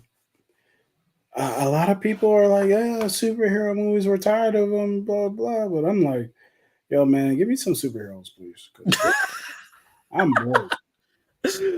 Look, people don't realize how much superhero movies help until we don't have any now. And people are like, Mhm. "Oh, I can't wait to go see Deadpool and see the Marvel logo and flipping. Which Deadpool will probably do something weird with it, but I don't care. yeah, I just want to see it again. yeah." Look, we don't even have any Marvel shows. Yeah, I don't even know when the next one comes out. man. Thank God for X Men '97 because without Yeah, they went from one extreme to another. They went from like putting out a lot, which wasn't a lot for me, but like putting out a lot to like nothing now. We got mm, Echo, which was good, it's Echo decent, was good. I enjoyed Echo. and then nothing. We haven't had a Marvel movie ever since then. So Hmm. it's crazy. No DC movies this year. No DC movies at all this year. No DC content, honestly. Oh no, there's Justice League Crisis on Infinite. I'm talking about like live action. Well, Oh yeah, final yeah. season Superman and Lois. I'll sing the praises to that show Okay. every time I get a chance. Sad that show's ending because of Superman Legacy, but I understand. Hmm. To me, I'm like, it doesn't because we're gonna have two Batmans, so we could have Yeah, had a TV show Superman. it doesn't make sense. It doesn't But make any sense. I watched the first season of that. Absolutely loved it. Yeah, so good. Garfield comes out next month. Yeah, that's the end of May. Not this. Well, at least that's what Movie Insider said. Maybe I'm wrong. Hmm. Maybe it's coming out in June. Let's see. How many videos on YouTube do you think is good to average a week? Depends on the What you do? quality Yeah. that you can put out, and I would say two. I would say one a day is if you're gonna put out like really often, one a day is the max. If Hmm. you're gonna put it out like every so often, you can put out two and then wait like towards the end of the week to put out another one.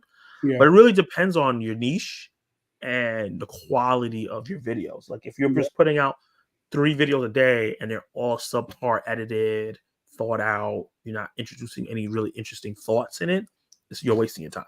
I also don't recommend putting out 3 videos a day at all. Yeah, no, of course. unless you're doing a bunch of trailer reactions because a bunch of trailers dropped that day. Yeah. Then I can see that. But Or like me and Zach M, another friend of the channel, do a mhm, live stream on news and you chop it up and you spread them out. right. That's you want those individual videos to work out. That can do work, but like I would say it just depends on how if you can make very high quality. If you can do cosmic broadcast level editing every single day, put out a video every day. Mhm, But if you cannot, yeah. focus on Don't worry making about it. a great video every couple days. Yep. If you make a great video once a week, like Cosmic Broadcast makes one great video a month, and it carries them over month to month. Yep. So Yeah. I've put out 2 videos this week. I put out a Deadpool reaction and Challengers review. yeah, I did. I probably did more than I did. I think the Watchers trailer react. Wait, was Watchers? No, Watchers came out when Joker came out. So no, that's not true. I did Mhm, my live stream, but then I separated it up into 2 videos, and then I did Challengers, and then I think that was it mhm, because I was going to review Rebel Moon, but when I went to go sit down and review it, I was like, wait, how did it end? And I realized I never finished it. mhm. I was like, I've been if it thinking didn't about end, I'm not doing this. yeah, I've been thinking about getting back into some more of my extracurricular type videos. Yeah, I'm thinking about doing Me Too Movie Tubers again, yeah. and possibly getting back into the Unseen Movie Marathon. Um, but it really just depends on how I feel during a particular week. Yeah, and look, me too. Like, I want to do it on episode 4 of Attacking Zach. Hmm. I have questions for that, and then I'm really excited to do episode 5 because it's like top 5 anything, and I have Yeah. some really funny questions from you guys. I'm doing since you brought it up, we'll do a cheap plug. tomorrow, Monday, I will be on stream. I'm going to be doing a movie that made you interview. I've changed the name a little bit with Luke Ponto, who's a friend of the channel. Big in this space for us at our level. If you're at that level, you probably know who Luke is. He's the watch along king. So I'm really excited to get into his 18 movies that he loves over the course of his life. Nice.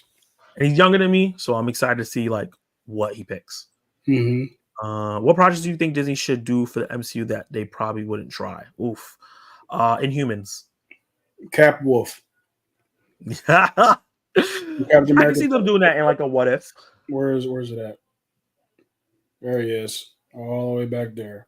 I don't know if you guys can see that, but Captain America. You made a video about Cat Wolf. No, you didn't make a video about Cat Wolf. Let me see. You were working on that, right? See if I can ruin my thingamajigger real quick. There it is. Captain America as a werewolf. That's a real comic book. Yeah. Oh yeah, that. Yeah. That was an idea I had that I never executed. Yeah. Definitely think something that will be fun. Garfield's gonna fail. That's what I think. I'm so tired of Chris Pratt being casted and everything. He's a great actor with great movies, but he's getting old. Okay. I don't feel that way. I don't feel like I don't know if everyone knew that he was Mario, and I don't think he sounds so much like Chris Pratt as Garfield. So I can see people just oh, Garfield, and going to check it out and not worrying about Snoop Dogg and Chris Pratt being in it. Snoop Dogg's in it? Snoop Dogg's his father, the father cat from the trailer. Oh, Father Cat. I thought you meant the human guy. Oh no, he's voicing the character. Where are you going? I'm fixing my camera. Am I going into the abyss? I'm almost done with the Planet H trilogy. Need to finish War. I'm really excited. I got to watch your review for the second one. I've watched your review for the first movie. That trilogy is amazing. Yeah, that's great. Who would you cast as MCU X-Men Phase 6? This is probably a question I can't answer because I don't even know who's available. Or that's I would have to research and do a video on that. Yeah, there's a lot, and that's a lot of people. That's a lot of people. X-Men is big. I've been watching a lot of both TV shows and movies. Nice. That's what's up. I've been watching Fallout. I have 2 episodes left. I think I'm really enjoying it, but I definitely like The Last of Us better because of the character development in The Last of Us. That's fair. You like both. Really good. And you played The Last of Us. That helps because you know the characters already. I got to finish Shogun. My Hulu subscription got canceled before I could finish it. I really enjoyed Shogun when I was watching it. I honestly think we've tapped out in terms of video game shows. You think so? There's so many video games they haven't even touched. Yeah. There's a lot every week I do Zack Attack News Live, I hear about a new video game movie of a video game I've never even heard of. So there's tons of stuff. It's gonna get to the point where a movie comes out and then you find out it was based on a book. You didn't even know that. Right. That's what's gonna happen. Where it's gonna be a video game movie come out and you didn't know it was based on a video game. Well, that's what happened Fallout. Never played it before. Never heard of it before. Yeah. Also, and a lot of people watch the show probably don't know. There's another one too that's coming out soon with Kevin Hart and Ariana. Oh, Borderlands. Borderlands. Never played it. Don't know anything about it, but probably going to go see it because the trailer looked cool. Nice. I'm so excited for June. House of Dragon comes back for season 2 to start, and when it starts, I'm ordering myself a big meal from somewhere and during House of Dragon. Nice. I know you love that show. I have 2 shows that I'm looking forward to. Oh, you already talked about that. The rumor is that Daredevil show is supposed to come out this year sometime. I think it's the end of the year. We'll see. Hey, Zach and Kenny Sparks. Tomorrow I'm going to be doing my video. It's going to be recording and editing with everything I picked up for this month, April. Nice. I know you're big on the physical media. I'm not upset about the superhero movies, but I didn't watch them right when they came out. Okay. Because you weren't watching them in theaters right when they come out, so you're fine with waiting anyway. Dawn drops tomorrow at noon. Nice. Good job, buddy. War was underwhelming due to the title. I thought it was misleading. However, the ending was great. Interesting. War's title was misleading. I 100% agree with that. There was no war in that movie. I wouldn't 100% agree with that. I think there's parts of what happens in wars in that movie. Yeah. But not the traditional what people think. Yeah. The one thing I would like them to do a TV show on, but I wouldn't want it animated. I want a live action as a video game, Kingdom Hearts. Well, there was a report yesterday that came out that they're making a Kingdom Hearts movie, not a show. Mm-hmm. Whether it's live action or animated, who knows? Okay, so that's I was going to say that should be really interesting because of the amount of rights that go through Kingdom Hearts. Yeah, definitely, and they have to get all the rights to do it. So that is it for the Q&A section. I really appreciate everyone that came in. Jason entertained me, Josh. I'm gonna, just because you didn't get to say a lot, what do you think about the Naruto live action movie? I'm very, very, very, very nervous about it, but not as nervous because Daniel Cretton is directing it, and I kind of trust him because the 2 movies I've seen him do were really, really good. Yeah, ditto. Everything you just said. So yeah, this was really, really fun. K to Z Movies. This was a name that came for us for the channel member / community member subscriber, Mama Bear Art Doll. Yep. You was going to call it Cinema Scoreboard, which is cool too, but I really like K to Z Movies. It really exemplifies what we're doing here, this tag team. So it's going to happen at the end of every month, where we rank all the movies that we saw. Guys in the live chat, I'm going to ask you guys this real quick. Do you guys think we should include everything we watch in the month? So things that maybe didn't come out that month, or maybe all movies we watch, or just stick to April releases? I do. Yes, sir. I was actually thinking about that. Yeah? Okay, so you know what? Yeah. Let's just do that, because I would have ranked Hundreds of Beavers in here because I saw it this month. And it came out in January. Oh, you're talking about ranking them. I don't know about ranking them. I thought we were just going to talk about them. I was we could do that. Talk about Alien and Aliens that I've seen this month. We definitely could do that. We could definitely have a situation where we talk about movies that didn't come out this month that we saw this month, and just giving them a shout out, but don't rank them. I like that. So yeah, be on the lookout for that for next stream. This was really, really fun. Appreciate everyone that's being in here. Jason Entertainment, thank you so much. Subscribe to him. Collective Movie Man, thank you so much. Subscribe to him. 80 Kids from the 90s, subscribe. Dave Show, definitely subscribe. Let's get this man. I think he's on his way to 600 subs. Subscribe to the net. Beloved channel member. Who else was in here? Obithorn Alliance. Subscribe to those guys. I think Candid Movies was in here earlier. Subscribe to them. It's just so many. CC Clemens. Yep. I shouted out before. Tank, who's part of the don't subscribe to Tank Kramer. Subscribe to the Spoiler Kings, because that's the group he's part of. Yeah, Pert Minded as well. He was in here earlier. Subscribe to him. John Darius, who's a college friend of mine, he's part of Team JVS. Go subscribe to that channel. They're a really great group. And yeah, I think Delon Movies. Definitely sub to him. And I think that every time I scroll up, I'm like, I think that's it. But I think there's other people. But yeah, all you guys there. Appreciate all you guys. And I'm going to shout out, as always, my channel members. Appreciate every single person on this list, whether you're a channel member still or not. Appreciate you guys for supporting me on that level.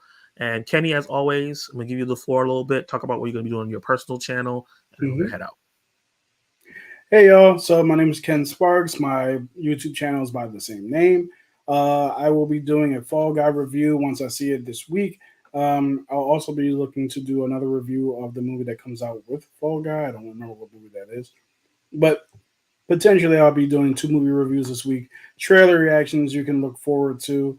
And yeah, that's the only thing I can say for now, just because there's some things moving and shaking in my life. So I can only guarantee those. But yeah, come check out my channel for my review on Challengers and some other very recent movie reviews. And that's it. Thank you so much, Zach, for having me again. And I'll talk to you guys next time.